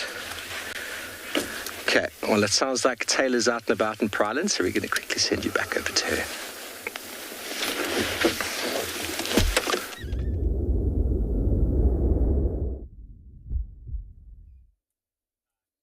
That is indeed correct. We have been out and about for quite some time, but we thought we'd stick by a marula tree that can't run away from us. My name is Taylor McCurdy, and on camera with me today is Niels, and we are here at Pridelands Conservancy, which is part of Bululi Game Reserve and the Greater Kruger Park. Now, as I'm sure most of you are aware, unless it's your first time watching, then you probably won't know this, but we have an exceptional amount of elephants on Pridelands. And one of the things that we're seeing happening at the moment with all the elephants coming through is, unfortunately, they are tackling our beautiful big trees. This is a marula tree, like I said, and you can see, if you just have a look, all of these markings that you can see here. I know it doesn't look like much. It almost, probably from the camera, it probably looks quite flat, but it's actually dug quite deep into the inner bark of here. These are all scorings from the elephant's tusk, which is amazing. So you can see that's how they've used that to sort of rip up and get into this section here. You can see how I've just exposed now the nice soft cambium layer. And this is, of course, as most of you all know, again, we speak about this quite often, where it's the level where all the nutrients basically go up and down in the xylem and the phloem, from the roots all the way to the leaves. And you can see quite a bit of resin secreting from here. I've never actually tried the resin from a marula tree, so I definitely think I'm going to have a bash at it. Doesn't look like there's any ants on it or anything. But, normally a good sugary, it actually doesn't taste too bad. It's now getting stuck on my teeth, which is really great. I'll just swallow that. Now, we've spoken about lots of different animals also that like to eat the gum on the trees. And some of the gum, especially from, well, the acacia species, or Vachelia and Senegalia, as they've now been renamed, they, of course, have much sweeter gum. The gum from the marula, or the resin, 4 out of 10 for taste. Stickiness, well, it's right up there, 8. But then I saw something else. Niels, come and have a look here, which was really cool. It's so small, though, so I don't know if we're going to be able to see it very well. But as we're walking past the tree, it wasn't the scoring of the bark that I noticed. I saw some white, and at first I thought maybe it was some kind of a scale insect. Just want to grab a stick here. So I just want to give you an idea of also how small it is. Here we go. We use the node of buffalo grass. Sorry, here it is. And you can see there's little tiny pieces of the cambium layer, all the inner bark that is out here. And there's a tiny little hole inside there too. So unfortunately, as we know, elephants stripping the bark expose the softer parts of the wood, which make it very easy for insects to, of course, start boring inside it. And I suspect this must be the larvae of a boring beetle of sorts. that has gone inside here. You can see there's quite a few tiny little holes. Here's another one. Must be inside there, and it's just pushing out the little bits of, it's like miniature sawdust. It's really cool, actually. Interesting. I can't see anything inside there, and I don't know how deep that hole goes. I'm actually just going to see if I can have a look. But it looks quite deep. I feel like I can see something in there, but I don't know if that's because my eyes just want to see something. But anyways, sooner or later, something like a green woodhooper is going to come around here. And we'll probably try and probe into a tiny little hole like that, because they've got very long, slender bills, and they'll be able to reach the larvae. Or even a woodpecker. Interestingly enough, with woodpeckers, it's not their beak that they're using to bring out the food. They might use their beaks to chisel around a little hole like this to make it slightly wider, but then they'll actually push their tongues all the way in, and it's almost, it's got like a spear or little barbs, and it's quite sticky and goes all the way in, and it will bring out the larvae that way. So they're not pulling it out with their beak. So it's a nice adaptation that woodpeckers use their tongues for. But it's awesome. No ants today, no insect life, in fact, but I'm not surprised. It's been quite cold, and we've had some very, very rainy days. It rained quite a bit last night, just outside of the reserve, but it was drizzling this morning, and it's quite overcast and chilly. I actually should have worn a jersey, but as South Africans, of course, we don't like to wear jerseys and long pants. But of course, if it's cold, I'm going to wear long socks, because, you know, that's going to protect me, hey? That's really going to keep my ankles warm, the priority there. Should have put a jersey on. I'm actually cold. We're going to have to up the pace and maybe walk a little bit quicker. But these marula trees are amazing. And I think I found something else.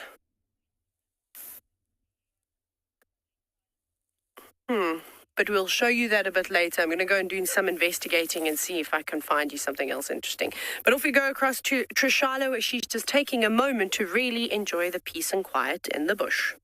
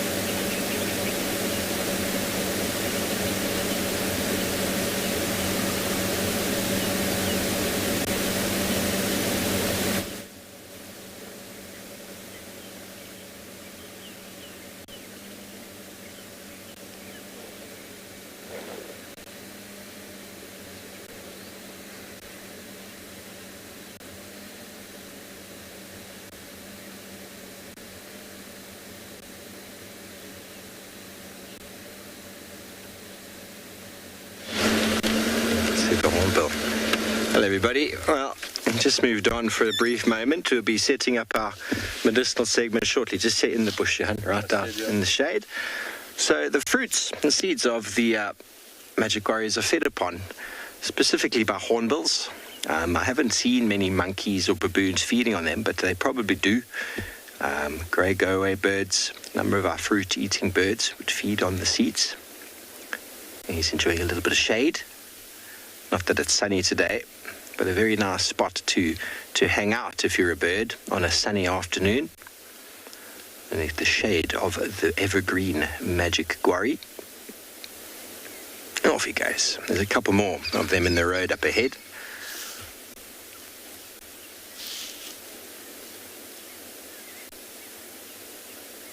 Feeding on all sorts. The time of plenty for our birds. And hornbills have multiplied in an enormous way. You can see that one on the right is still begging for food. He's going, give me food. I know how to feed myself, but I'm begging for food now.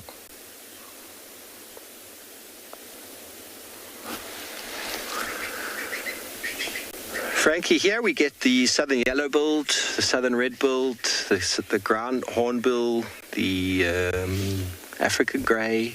The trumpeters move through. I've seen a few times.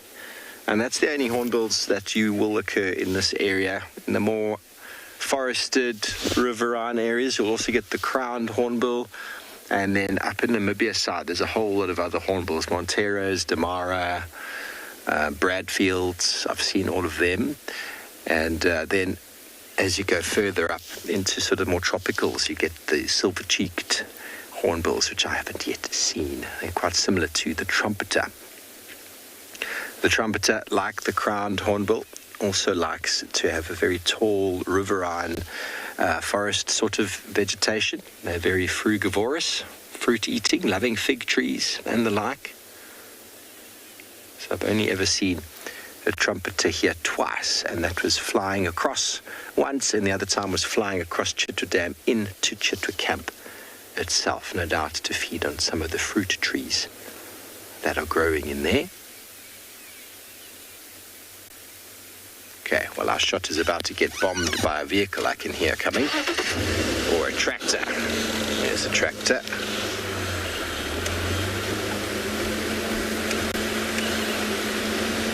Bernie, hornbills are very cool little birds, aren't they? We do spend a lot of time with them. They are very common. It looks like we're having a tractor loaned for the day to come and, here we go. Here's a southern red-billed hornbill.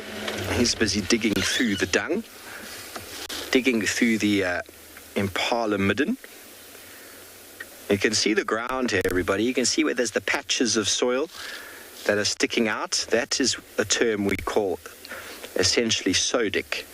That is where the vegetation has been overgrazed. You can see the grass all around it has been grazed low to the ground, and where there are those patches of open exposed, it's because there's possibly a chemical or salinity change in the or in the soil, and it gets quite hard and compacted, which makes it quite hard for certain plants to grow, certain plants to regenerate.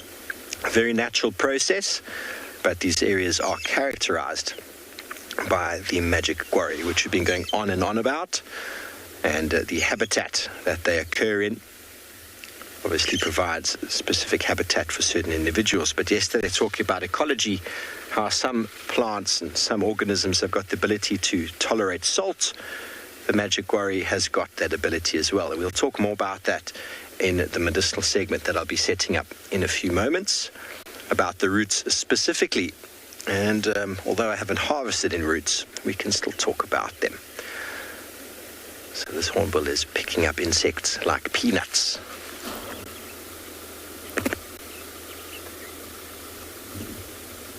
There's the red-billed. We saw the yellow-billed just before. Two of the most common that we find around here.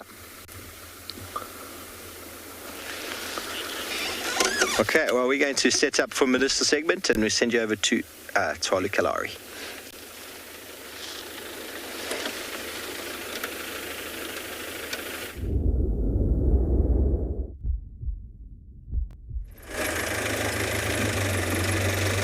So folks, we had a little bit of a tech issue there, which we do apologize for, and we're on the move again. We've left our Mokala family of meerkats off foraging. We'll try and reconnect with them maybe this afternoon or tomorrow. But we've been in luck, and we have found ourselves a tower of giraffes. Always enjoyed the collective nouns for animals. There's some very humorous ones to me. But giraffes are one of the few that have two. So when they're on the move, they are a journey of giraffe. And when they're standing still and feeding and being curious, it's only giraffes can. They are called a tower.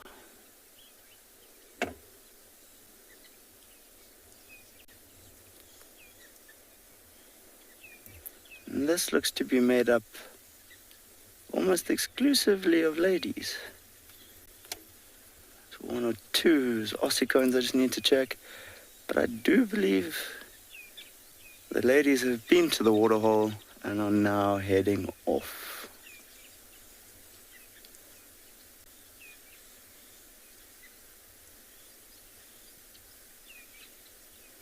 So we had a question 2 days ago about the hearing of a giraffe and how good it was. My answer was it wasn't their primary sense, but that sense of smell and their vision was what kept them mostly safe. And I did go and double check this with one or two of my colleagues, and they agree that although their hearing is good, it's by no means their best sense. That sight and height advantage is definitely the most important for them. So I'm just going to try to reposition a little bit here. We're obviously hoping not to drive them off, but just see if we can't give you a better look at this lovely tower of giraffes.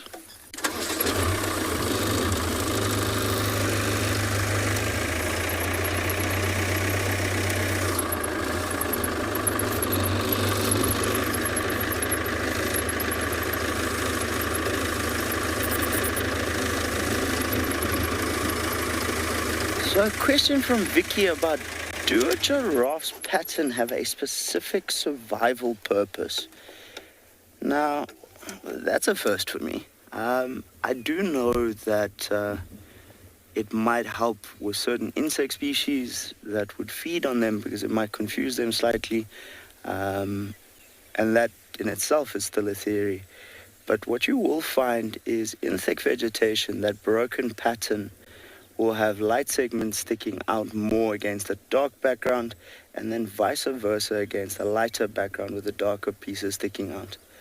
But as to a specific one, not that I've ever read or heard of. But once again, like our earlier question about their hearing, it's not a question I've ever had. So a very cool one, and one I'll definitely note down and go and double check. The other guides have always said Safari Live or Wild Earth TV teaches you a lot and forces you to learn. So here's a prime example of something I need to go and double check for myself. Very cool. So thank you, Vicky. As you can see, we're getting quite the look there, a little bit of curiosity.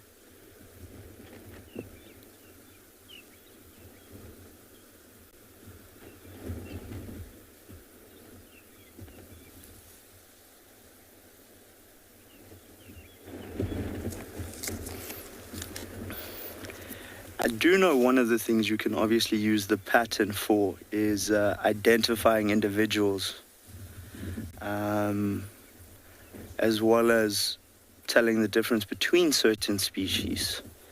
So there is a use for that pattern there for you, Vicky. So we've just had another question. How long is a giraffe's neck? Well, there's a fun one. I'd say it alternates from individual to individual. Obviously, males are taller than females. And although it sounds like a silly answer, how long is a piece of string? Every individual will be different. The one thing they do have in common is obviously how many neck vertebrae they have, which is the same as us. It's 7, just a much larger bone, obviously. So to give you a specific how long is a giraffe's neck, I'd hate to say. I would be guessing. But height-wise, anything up to about 5.5, 6 meters for the bulls, and the females are generally a little bit shorter.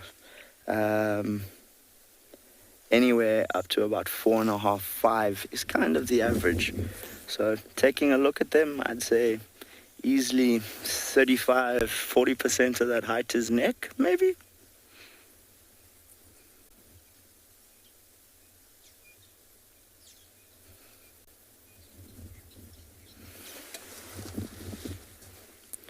Very curious animals. If you ever get a chance to go on a bushwalk somewhere and you see some giraffe and they see you, ask your guide if you can just sit down, preferably behind a bush or something. And what you will find very often is that they suddenly get even more curious and want to know, wait a minute, what are you up to? Why are you hiding? They amble a little bit closer to try and see, what are you doing?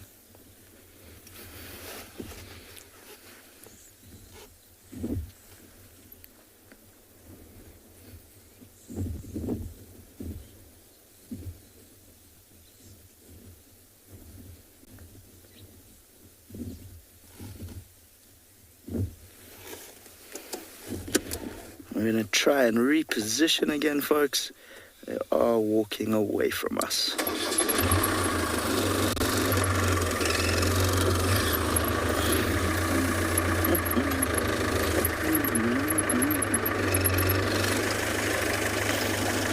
Oh, there we go.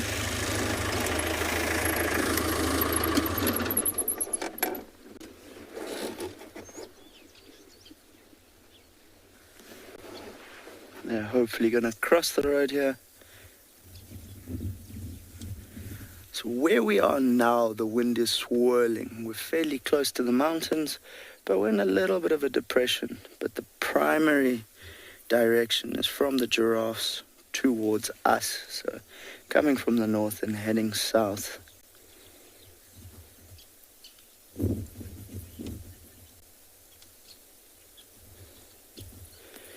So folks, we're going to leave these guys on the move looking for the next tree to nibble on. I believe Steve has a little bit more medicinal knowledge to impart to you.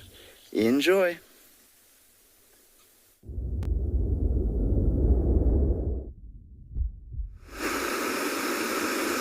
Well, thanks, Josh. We do indeed have a little bit more of a medicinal journey as we just sit on our soda area and reflect a little bit this morning. So we've managed to harvest a few elements from our plant.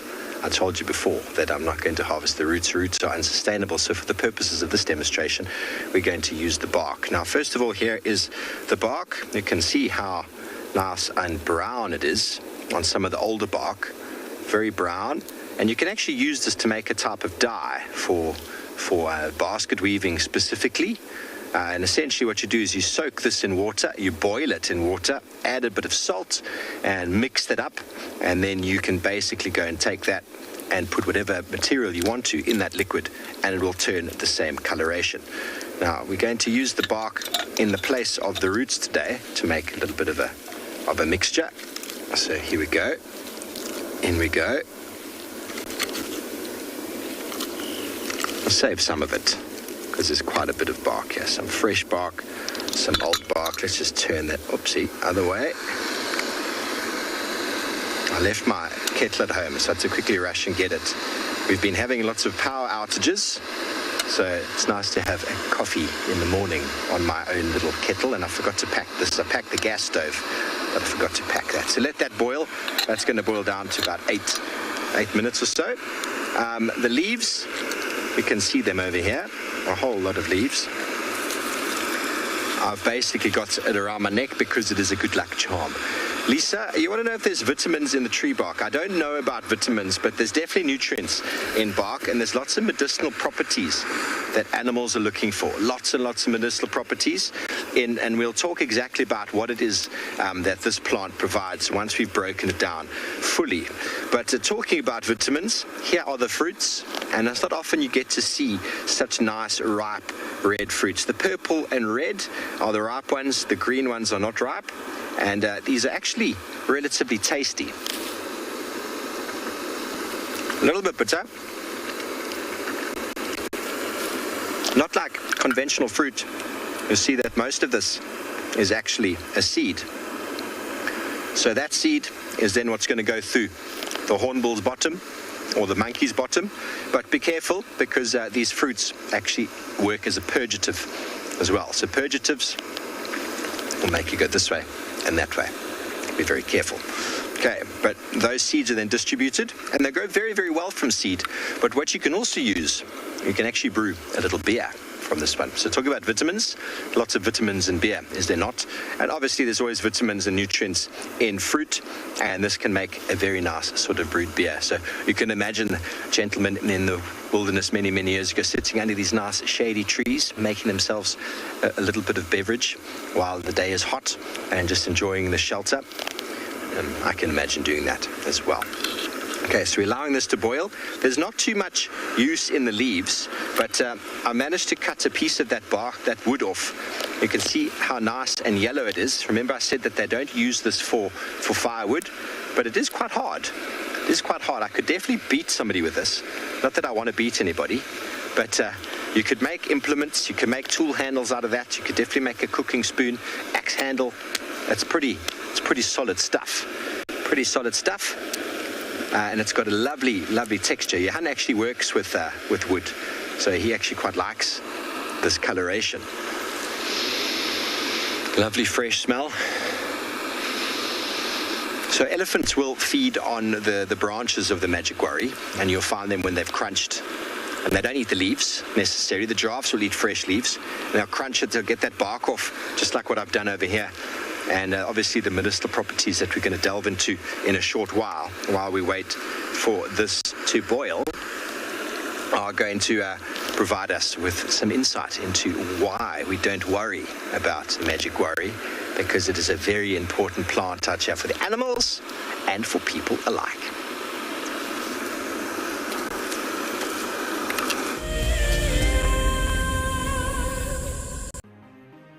It's the month of March, and Wild Earth is offering you the chance to win a brand new prize. Sign up to be a Wild Earth Explorer, and you could win a 5-day eco-training ranger experience for 2.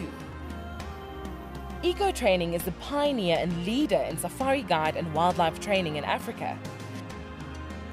The lucky winners can look forward to approaching dangerous game on foot, tracking and 4x4 driving, learning about animal behavior, and even spending one night sleeping out under a blanket of stars. In addition, you will also get the exclusive opportunity to join the Wild Earth team on the broadcasting vehicle.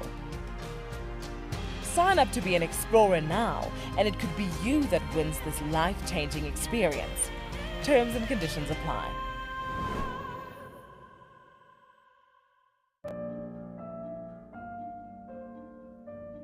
With a slew of potential dangers lurking, it's essential to be aware of your surroundings whilst walking in the wilderness. 20 yards away from one of the most endangered species. This is a big bull.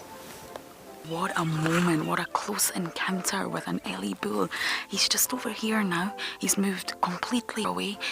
Being on a bushwalk and seeing a leopard, I mean, it's ridiculous to be this close to a leopard on foot and for him not to run is absolutely insane. How crazy was that? Through the gap there is just the back of the head of a male lion. He is absolutely unaware that we are here right now. I tell you, seeing lions on foot, it definitely brings out the caveman in you, this little scared human being. I love being a camera for Wild Earth. The animals coming right up close to you, especially like lions. Sometimes you get nervous, but you have to go with the flow. My favorite animal to film is the elephant because of how big it is. But when it's really up close to you, it's one animal that you would say, I really respect you.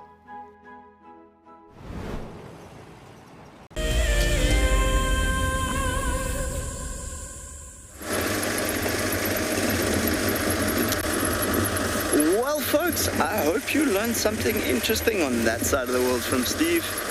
We find myself and BK ambling along south. We're not quite sure what we're looking for, but we're just having a look around. I think often, as is the case here in the bushveld, that when you're not going anywhere in a hurry, you can see the most amazing things, be it landscape or vegetation, cool animals or birds. There's never a shortage of things just to look at. So sit back, enjoy a few moments of peace and quiet on what could be a chaotic Monday, and let's see where we land up.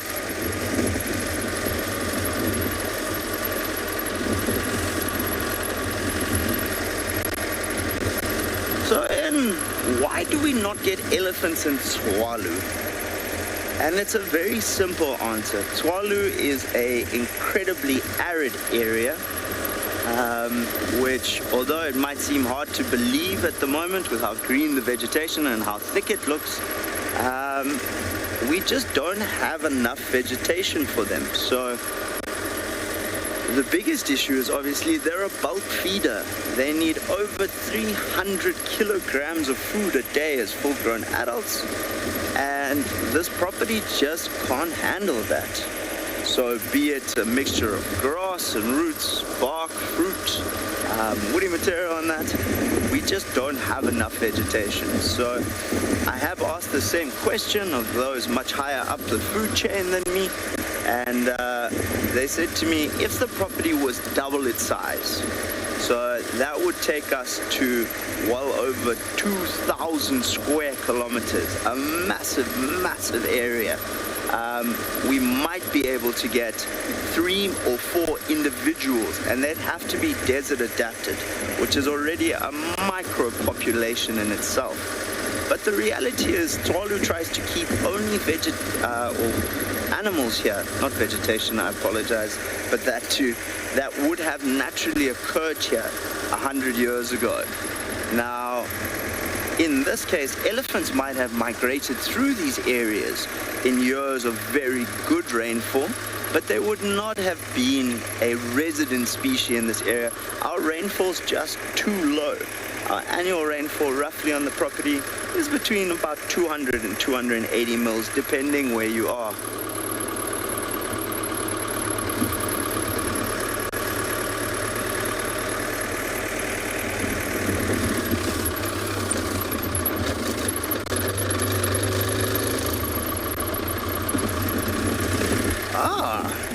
Once again, as I said earlier, you just really never know what you're going to find. And in this case, we're in luck. We found some red hartebeest. Although they don't seem very interested in posing for us, except for a quick view of them running away.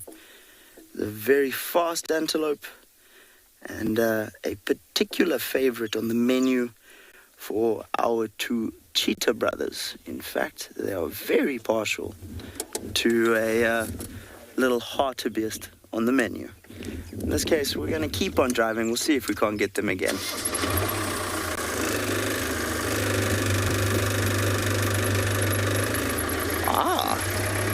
So I believe we're about to send you off to Juma, where Trishala has something to share with you.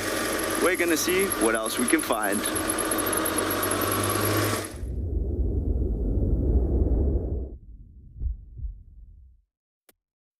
The second time lucky.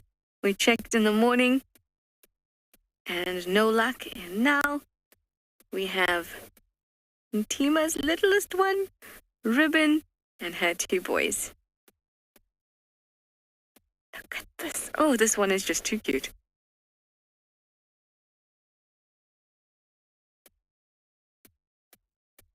Remember that, Ribbon is grandma, so she does try her luck a little bit. I did see her once attempt to suckle from Ribbon. Well, see, I shouldn't say her or him. Ntima's little one, I suspect, is a boy. But still quite small to be 100% sure. But Ribbon is grandma to this little one.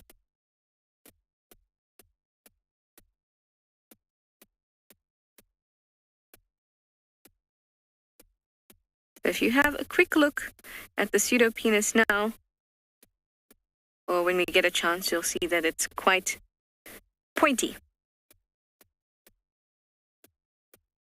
And I think well, let's see if you agree with me, but I'm quite sure that's a male, a little boy.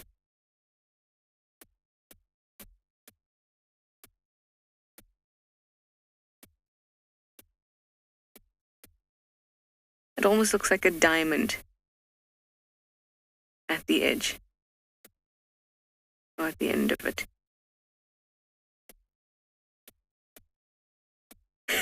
Look how cute this is.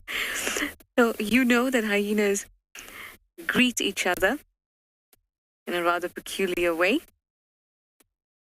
by sniffing each other's genitals, and that's the way that they get used to each other's scent.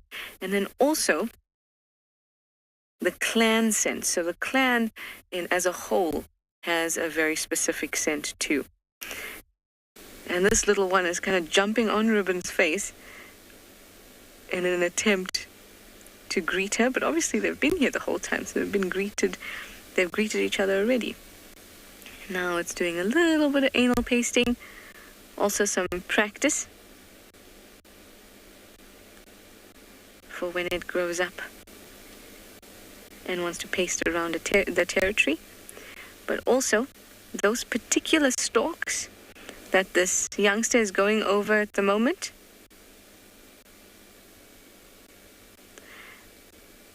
these stalks have been pasted by numerous clan members, and so they'll go over each other's pastes to also reacquaint themselves with the scent of the clan.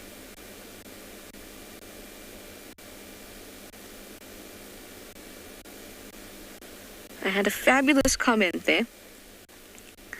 I think it was by somebody named Bernie Lulu. Please forgive me if I have mispronounced it.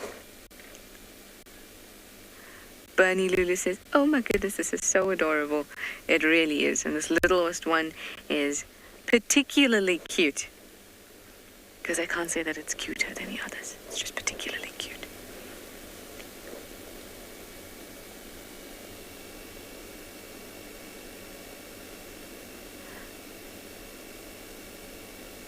I've seen Ribbon on those exact stalks I was telling you, those blades of grass that this little one was pasting over.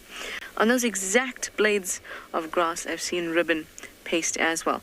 And as soon as she did, everybody ran over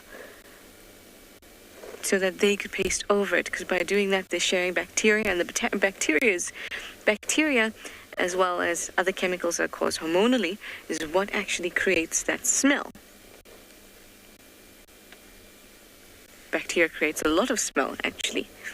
But we just think, oh, this smells like, oh, that's rain for petrichor, or that smells like sweat, or whatever. But it's the bacteria that is causing that smell. Same thing here. So they need to share their microorganisms too.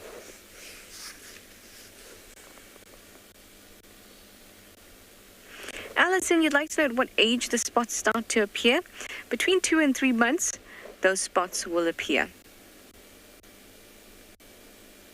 And this one here is just at that age, and you can see that his spots are coming through just faintly.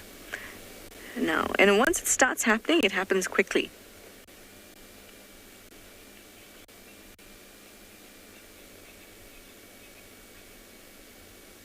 Do you see how much braver he's gotten? He used to be really nervous and always stick to the den and run straight in. And he saw the car coming, or if other hyenas came.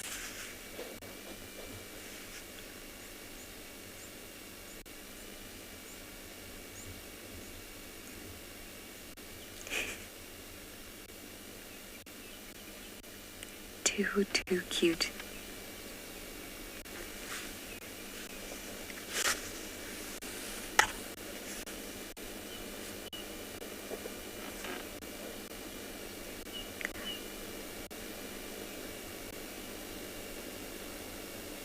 So I've actually been seeing them at both the dens. The original one, or rather the one that's further east of here, one that we've spent lots of time with them, and I've been seeing them at this one. But who I see at which den changes a lot. And like I said, when the clan is this big and there's this many cubs, and the ages vary so much, you'll find that they move quite a bit within that vicinity. And that's one of the benefits of having used and known, excuse me, something just flew into my nose, known dens in the same area.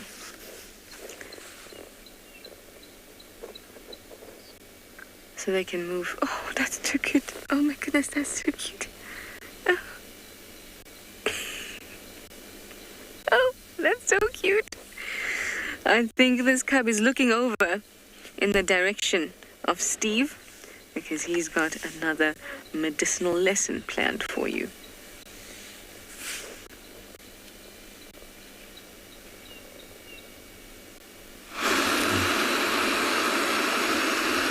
Welcome back, everyone. Well, the rain has started to fall, so we need to wrap this up before we get too wet. So there we go. Let me turn off this kettle.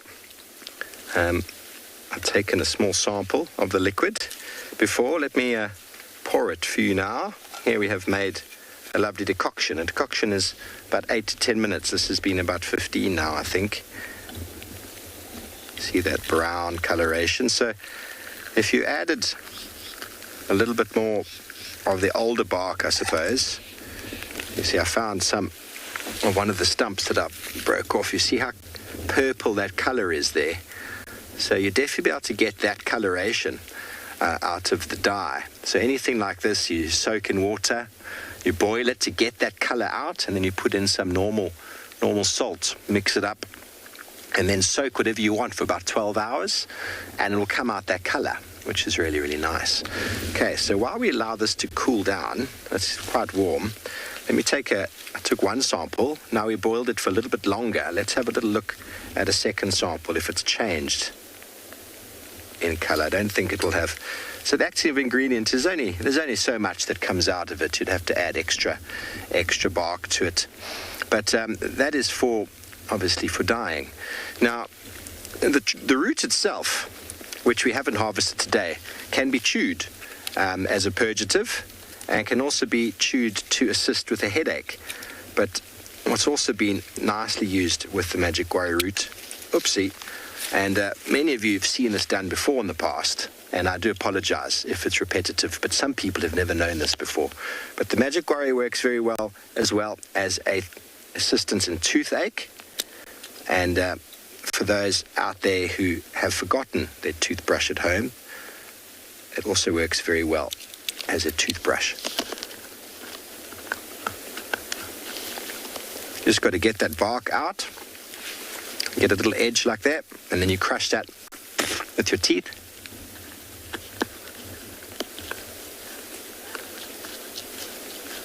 Ideally, everybody should make their own.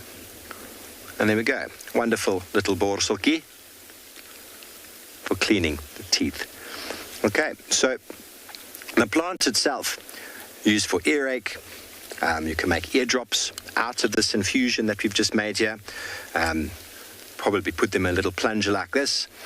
Eardrops to cure earache. The infusion itself, you can drink it for pregnancy pains.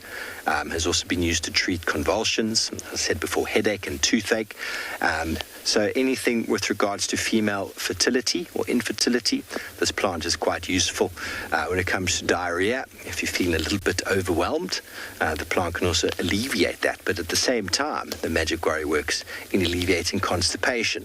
So how exactly that works is obviously different doses and different amounts for loosening the stool or for softening the stool. So when it comes to medicinal plants, always be careful in the amount you take, and take a little bit at a time, because you never know what might transpire if you have too much. Okay, this is extremely hot. I'm going to have to add a little bit of cold water. I'm going to drink it because everybody loves it when I drink my teas. I'm wondering if Johan is brave enough today to drink some of this.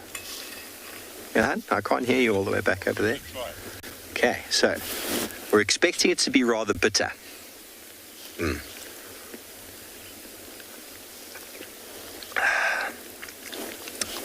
Not bad. I could actually have that with a little bit of honey, and it would be quite nice. A little bit of honey.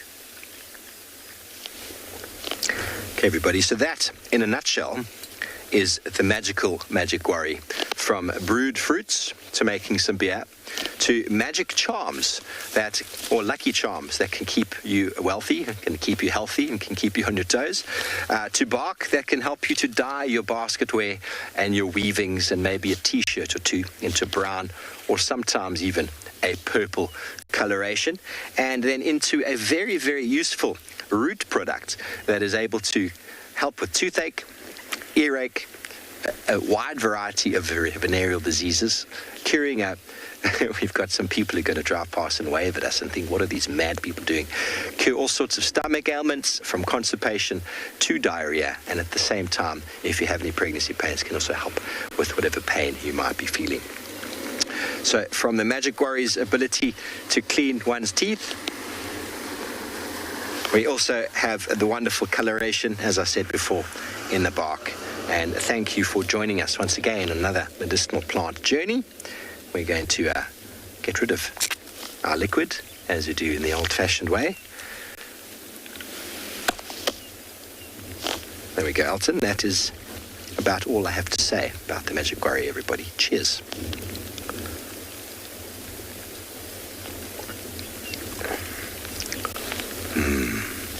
Delicious.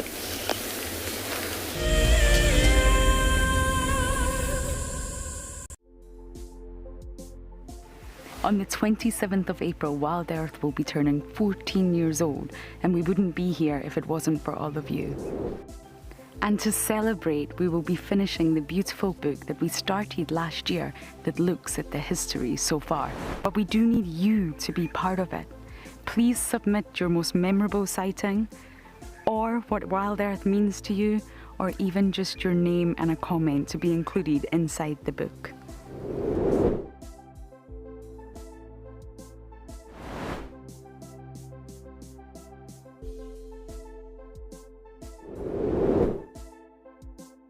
Head over to the website to add your name and reserve your copy. We are offering a 20% discount on all books bought before the end of March. And a big thank you to all of you who have contributed to the book so far. Wild Earth explorer Jenny recently joined Tristan as he broadcast live from Djuma. Awesome to kind of have a guest on board. I'm looking forward to this. This is Jenny. Hi everyone. And Jenny is the first of our Ticket to Dream holders. If you want to go on safari with a Wild Earth guide, whilst honing your bush knowledge and of course featuring in one of our shows, then head over to our website. Literally being with Tristan on the vehicle today has been incredible. It has truly been a dream come true. Sign up to be a Wild Earth explorer and you could be making your first ever on-screen appearance. I would highly recommend being a part of the Explorer program and being able to be a part of an interactive live drive.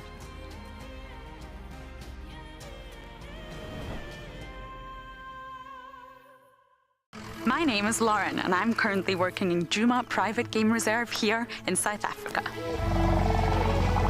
I love answering your questions during the live safaris. It's my favorite part. It feels like you're on the vehicle with me and I'm able to teach you exactly what you want to know. If you want to ask a question on Wild Earth, then you need to register on our website. Once registered, you must go to the live safari page and ask your question below the live feed.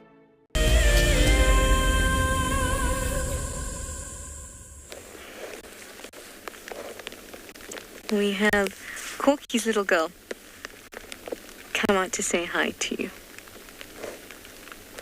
So now we've got Ribbon, her two boys, Corky's girl, and Intima's boy as well. And the rain is starting to come down. And with the rain, for some reason, it has gotten particularly smelly here. Water can, as you would probably know, release compounds, and especially when something is dry, you may not smell it as much as when it's wet, whatever it is, so it's particularly smelly.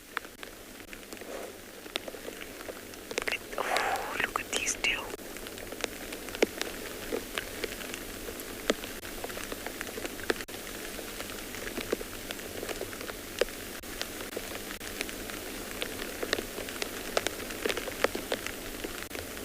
Love to watch them play like this.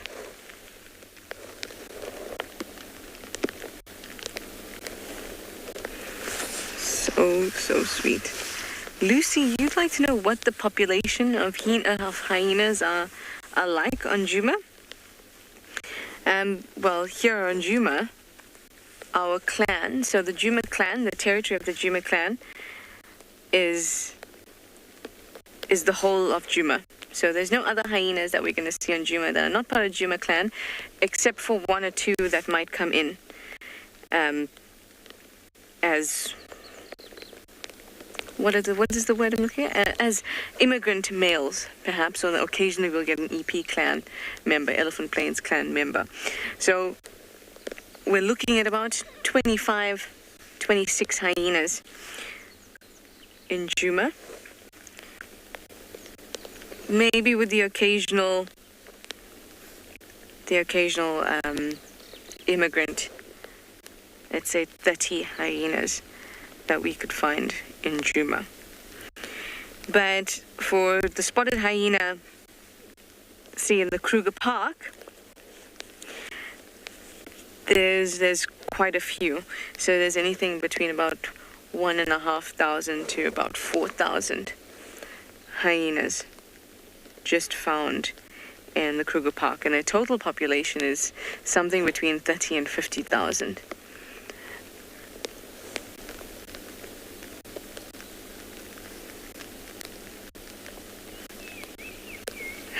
Spotted hyenas are doing pretty well. They're the most numerous predator in the area. And I'm glad to say that their population is doing well. In fact, in conservation terms, they're of least concern. So you know how we get vulnerable, etc. They're of least concern.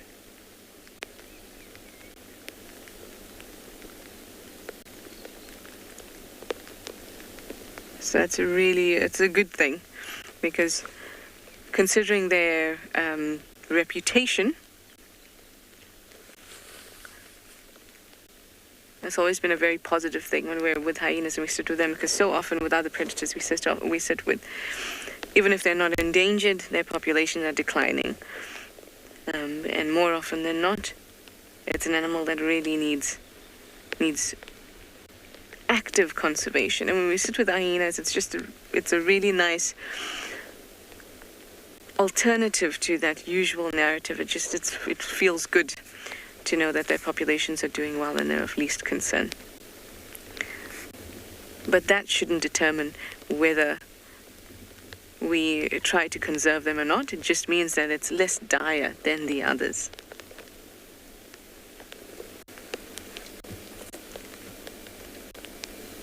Mikanova, you'd like to know if there are other mammal species where females are bigger than the males? Yep, there are plenty. Especially with antelope, you can get it, especially with like smaller antelope, duikers and steenbok. You get them there. I know you asked about mammals, but in birds, especially in raptors, that's quite prevalent. Even the jacana, the males are smaller than the females. So it's not unusual in the animal kingdom for a female to be larger than the male. The reason why is unusual with the spotted hyena. So the reason why females are larger than males in the spotted hyena is because they need to outcompete males. So at one point when it was a critical time in their genetics, females became large and it was an advantage for them because they could outcompete males at carcasses. Outcompeting males at carcasses resulted in their bigger size being selected for. So instead of something just being like, oh, okay, this is by chance, they're bigger, and then it goes away because it's not particularly beneficial. Instead, it stayed because it is beneficial. It meant they could outcompete them, they could eat more, they could become larger, and then by those two things, they had to also become a little bit more aggressive, a little bit more dominating. And the way of the animals that would, or the females that would express that best, would be the females that happen to have just a little bit of elevated testosterone or androgens.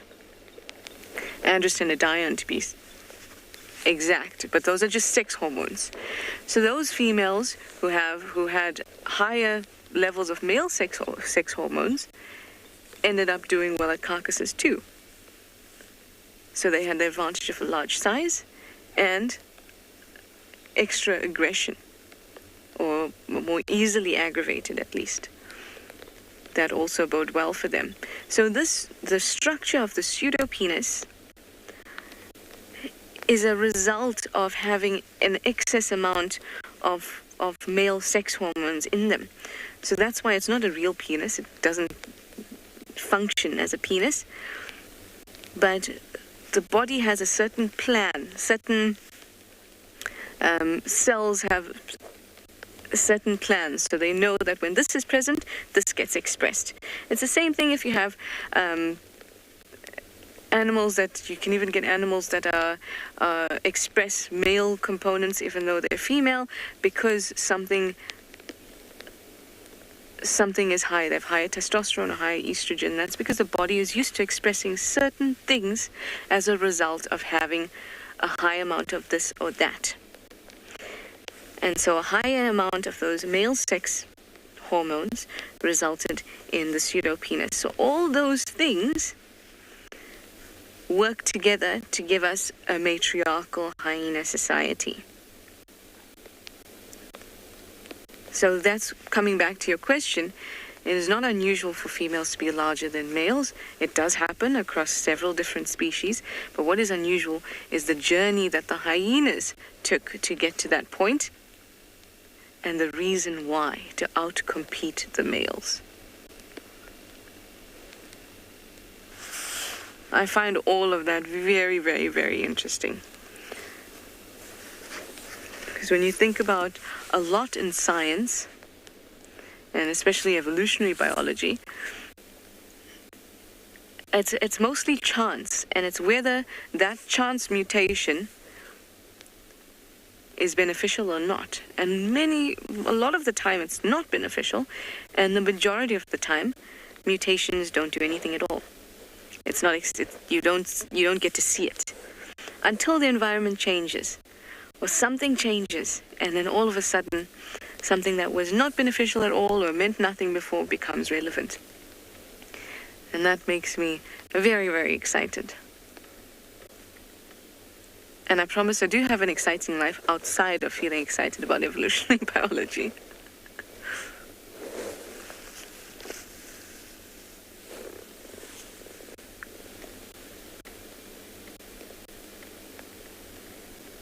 We are thankful now that the rain has subsided.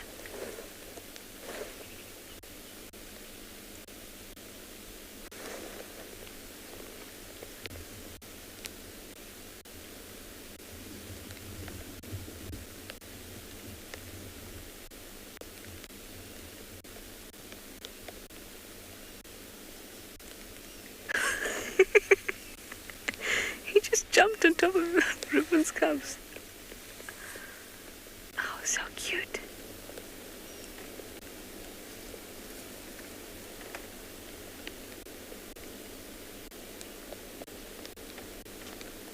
So much energy, so much time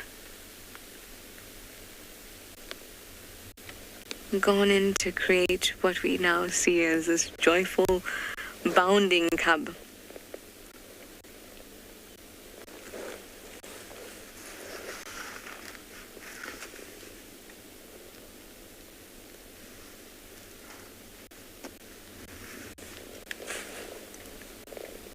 Just lovely. Well, I hope that I haven't spoken too soon about the rain. Well, we'll check it out. I'll send you over to Tswalu for a quick update.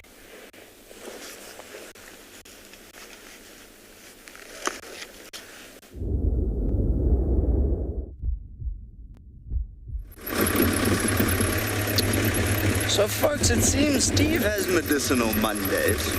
Trishala was talking about the difference in size between males and females in certain species.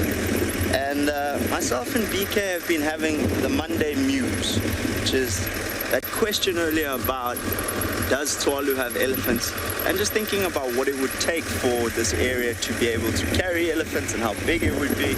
And I find myself pondering this question from so many different angles. But on Trishala's point, I think, although not the norm in many species, I do know here on Tswalu that where females are bigger than males, an obvious example would be in our birds of prey, although not something necessarily easily noticeable. Once you start paying attention to it, it does become quite obvious. And then obviously in our brown hyenas as well. So it seems there's just this never-ending thirst for knowledge, and the more you pay attention, the more you realize how little we actually know, as well as how much more we want to know. So for every question we get answered, I seem to think up 100 more.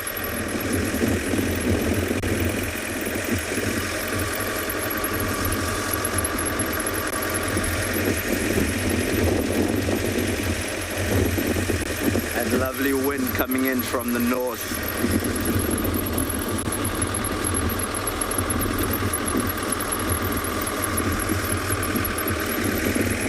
Anna Marie, I cannot argue with you there. Tswalu's is breathtaking. From the size to the different vistas, it is a never-ending land of splendor, for lack of a better word.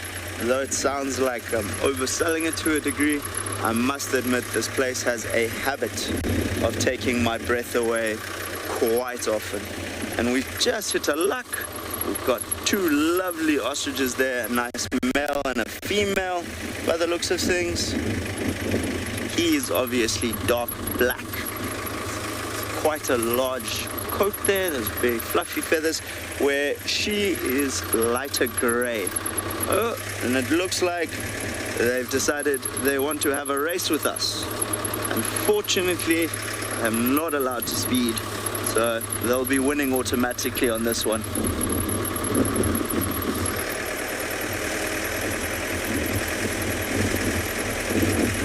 And they're on their way away from us. A big part of Tswalu's history lies in your Bushman people that would have inhabited this area, and two of my favorite sites here are the petroglyphs. Now, to the Bushmen, ostriches were incredibly important, not necessarily only as a source of meat for eating, as they were a hunter-gatherer people, but their eggs would have been an incredibly rich source of protein, as well as a water container, an airtight water container that they could fill and then bury to store water for the bad seasons, or when they were doing very long crossings across area where they were unlikely to find water on their way back. Now, a plant that they used as a stopper for these ostrich eggshells is called white sedge. Now, I've been looking for it for the last few days because it has quite a lot of medicinal properties as well, but unfortunately it seems to only be growing in areas we can't broadcast from at the moment. So we're probably going to keep our eyes open for the next day or two and see if we can't find some, and if not, we'll go into one of these valleys, collect just a little bit, so obviously not to have an impact, but to be able to come out and share it with you and show you how advanced they were for their time, and for a people that have left their mark on the caves and walls of Africa, just to share a little bit of their amazing story. And, these two ostriches are still trying to stay ahead of us, but always fun to spend a bit of time with them. Not the brightest bird, I must admit. because they have a very small brain. It is smaller than your eye. To give you a comparison,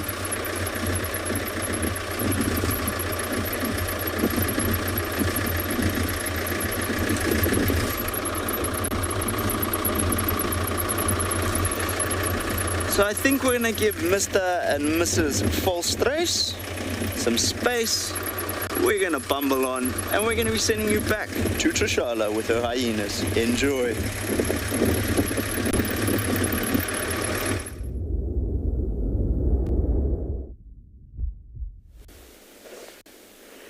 The cuteness on this end is not stopping anytime soon. And Tima's little cub is just... I don't know what he's done today, but he is definitely very cute. Been rolling on his back and biting his paws.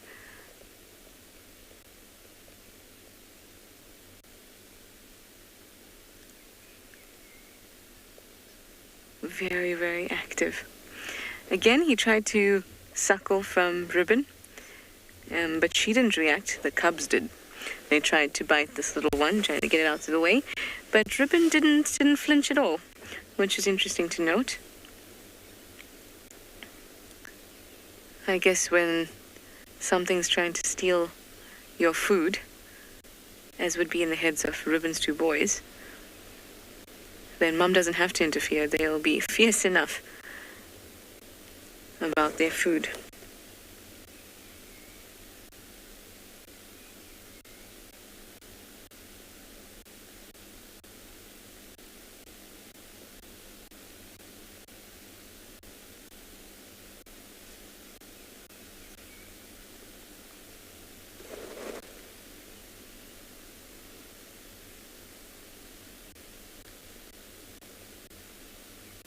Hi, Karen.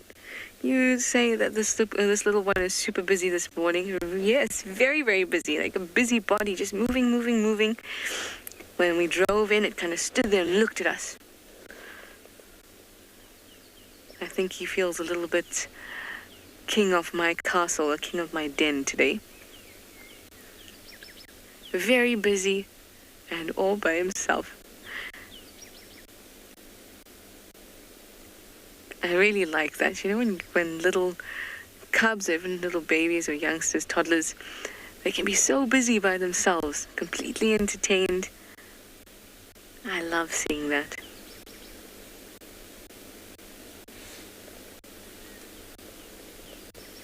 Let's see if it'll go try its luck again.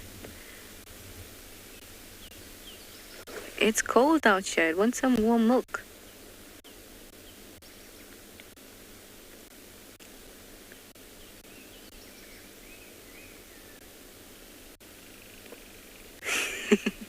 Thought about it, definitely thought about it.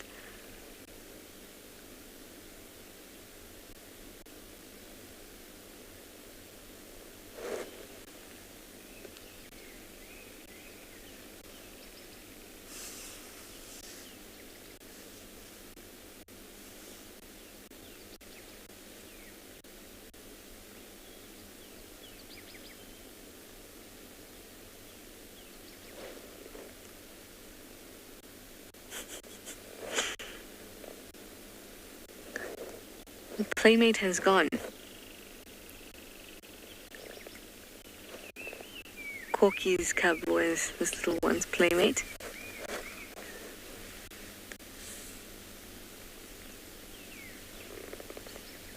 Oh, and we're back.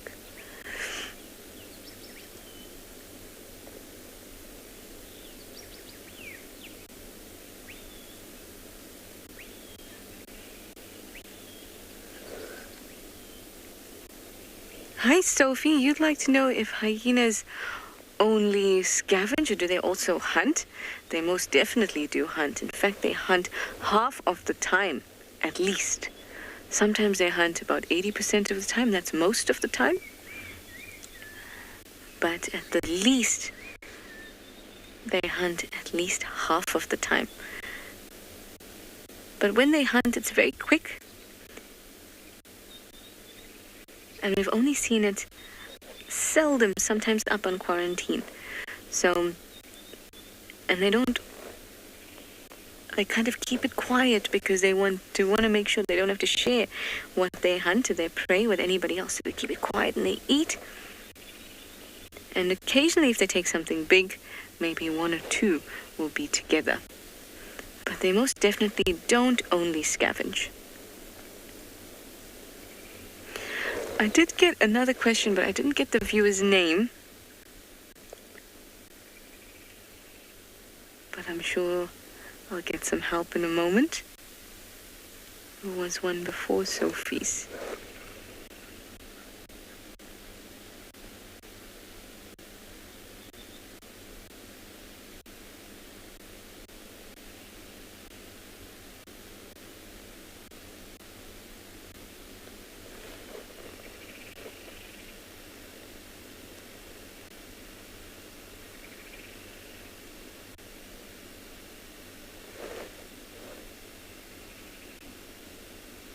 That's it.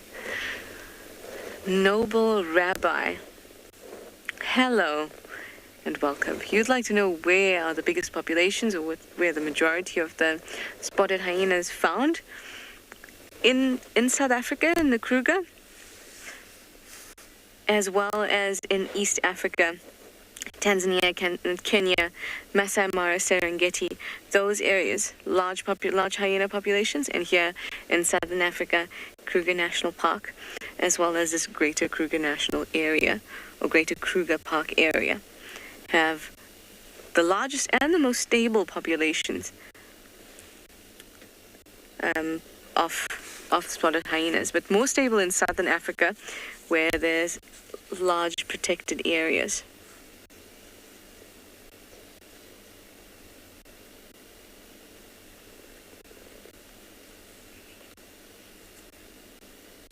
We've been fortunate to be able to witness hyenas in the Masai Mara, as well as them down here, at least the Masai Mara in the past. So it's been a good comparison.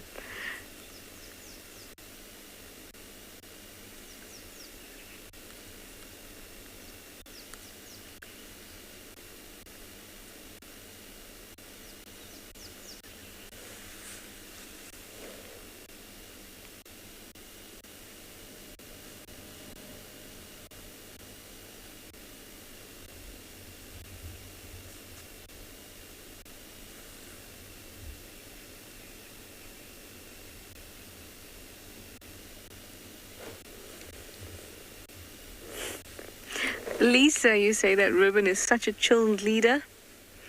Don't they always look this way?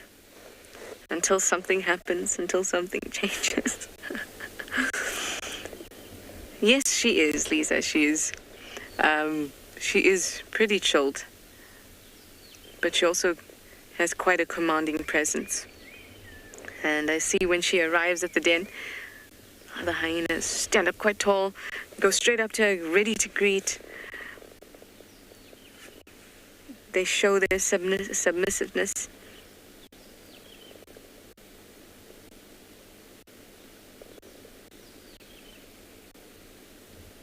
And when we sit here at the den, we don't get to see that the side of them that can be very intense and very aggressive.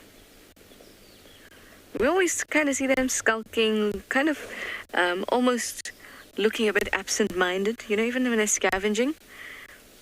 They have this look like they're trying to pretend that they're not here. Oh, look at this play. But they've also got a very, very aggressive side to them. Strong side to them that they can really defend themselves.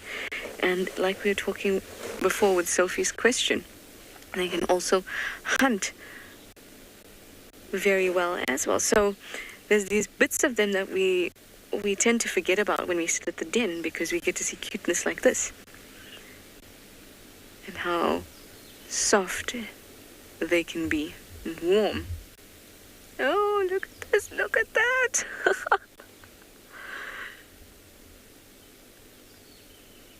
What a hug.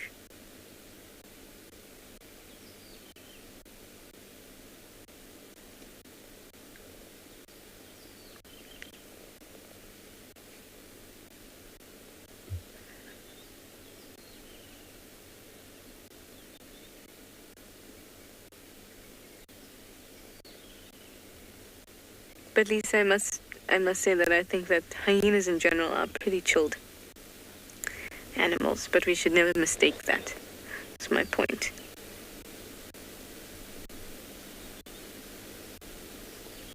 Look at that. Even when we see them at camp, they're pretty chilled. But you can never take that for granted.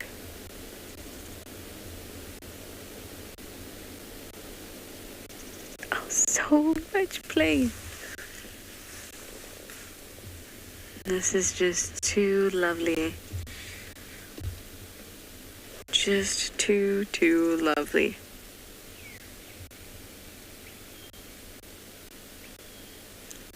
Mandy, you'd like to know what the average weight of a hyena is? So as you know, the males are smaller than the females, but the females can be even upwards of 70 to 80 kgs. You get a nice big female, you can even say that there'd be about 90 kgs. But the average is between 70 and 80 for a female, and the males that are smaller, you're looking more between about around 60. 60 would be a good size for a male, 60, 70, but nice big female, 70 to 80. Oh, yeah. The eyelid.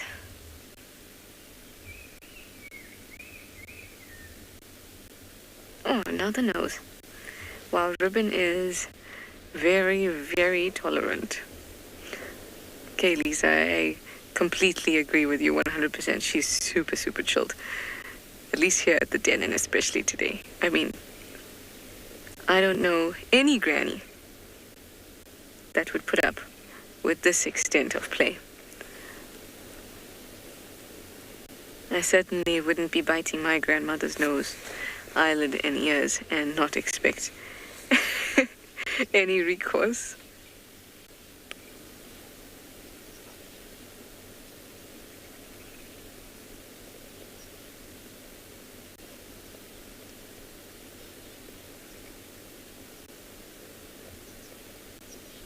Oh, too cute. This is too much, guys. I can't. Oh, no, too much. Too much.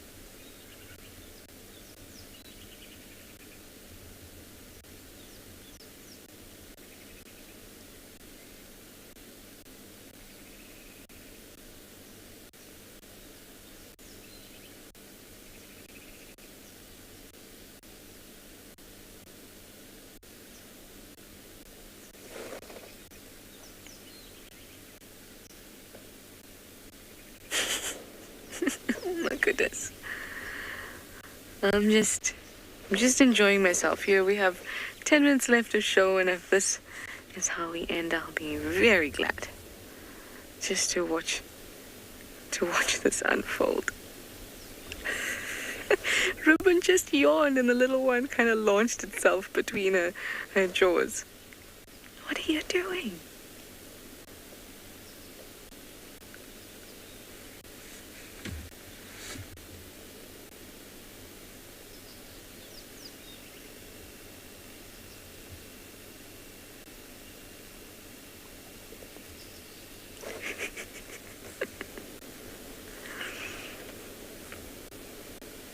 It seems like Ngwazi and Shimbulu, Ruben's two sons, are getting more frustrated with Ntima's cub than Ruben is, which is very cool to see. Oh, yeah. There's so little give in the skin around that area. I don't know what he's pulling on. Oh. Just grab the lip. Oh my goodness.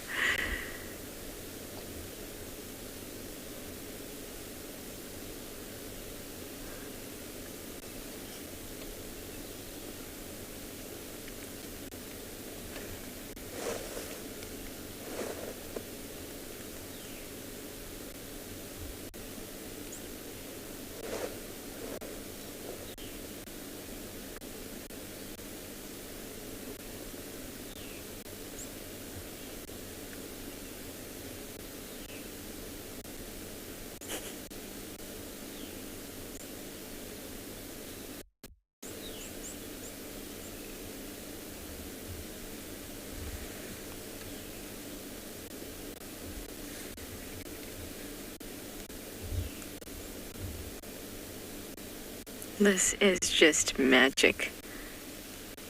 Absolute magic.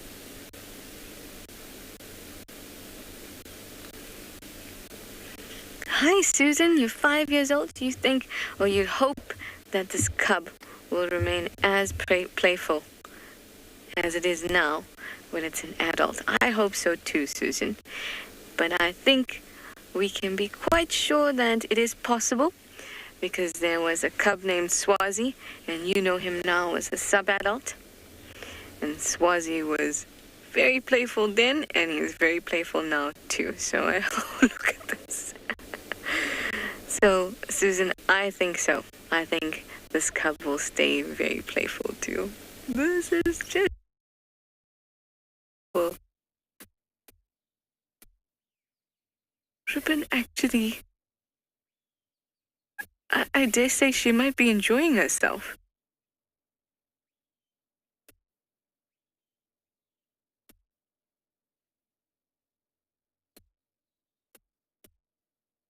Ears are such great things to bite and to hold and to kind of smash in the hand. You know, you see toddlers doing that when they hold, not even toddlers, but infants, when they're holding onto your ear and then they suddenly just want to smash it. I think it's a similar thing, yeah. Anyway, of course we're going to be sticking around and and watching all this cuteness, but you'll be back with us just now.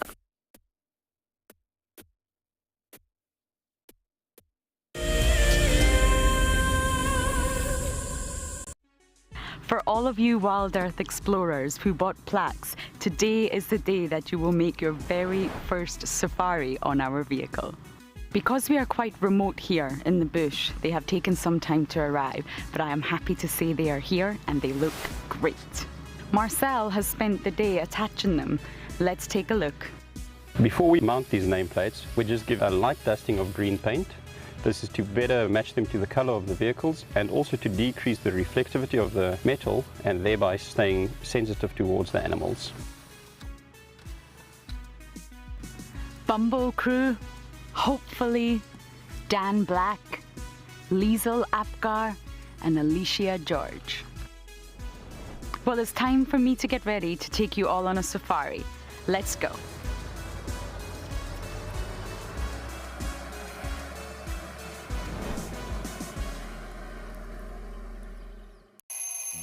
Our lives are dictated by alarm clocks, traffic jams, constant multitasking, and countless distractions.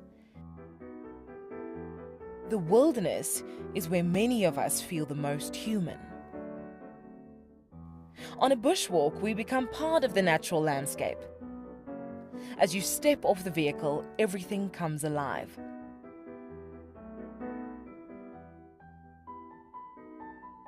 As with any risky experience, walking amongst these animals inspires awe and appreciation.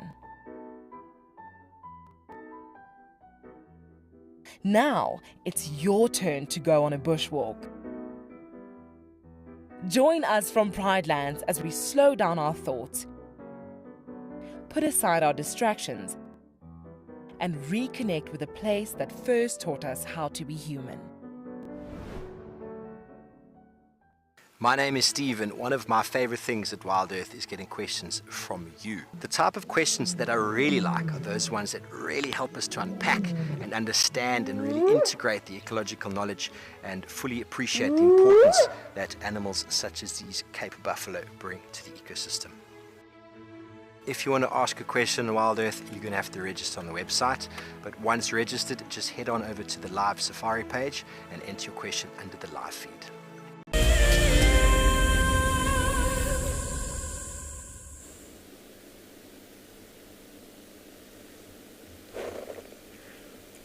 Still an abundance of cuteness going on here.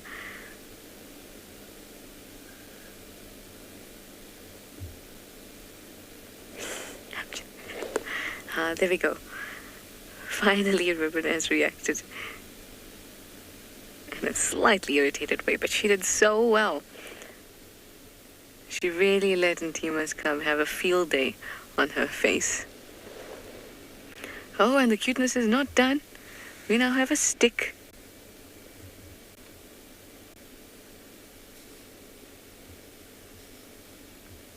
this one is so busy this morning. So busy.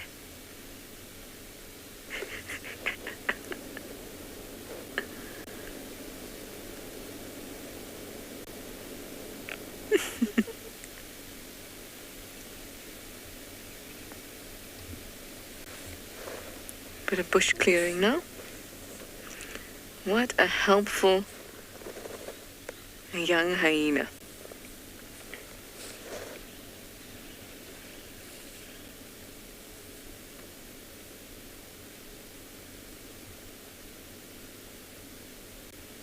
Time spent with the Djuma clan is always so valuable. It's a clan we know well. We know the individuals well. And when we spend time like this, from the time they're cubs, we get to know them and watch them and see their personality. And we can know things about them.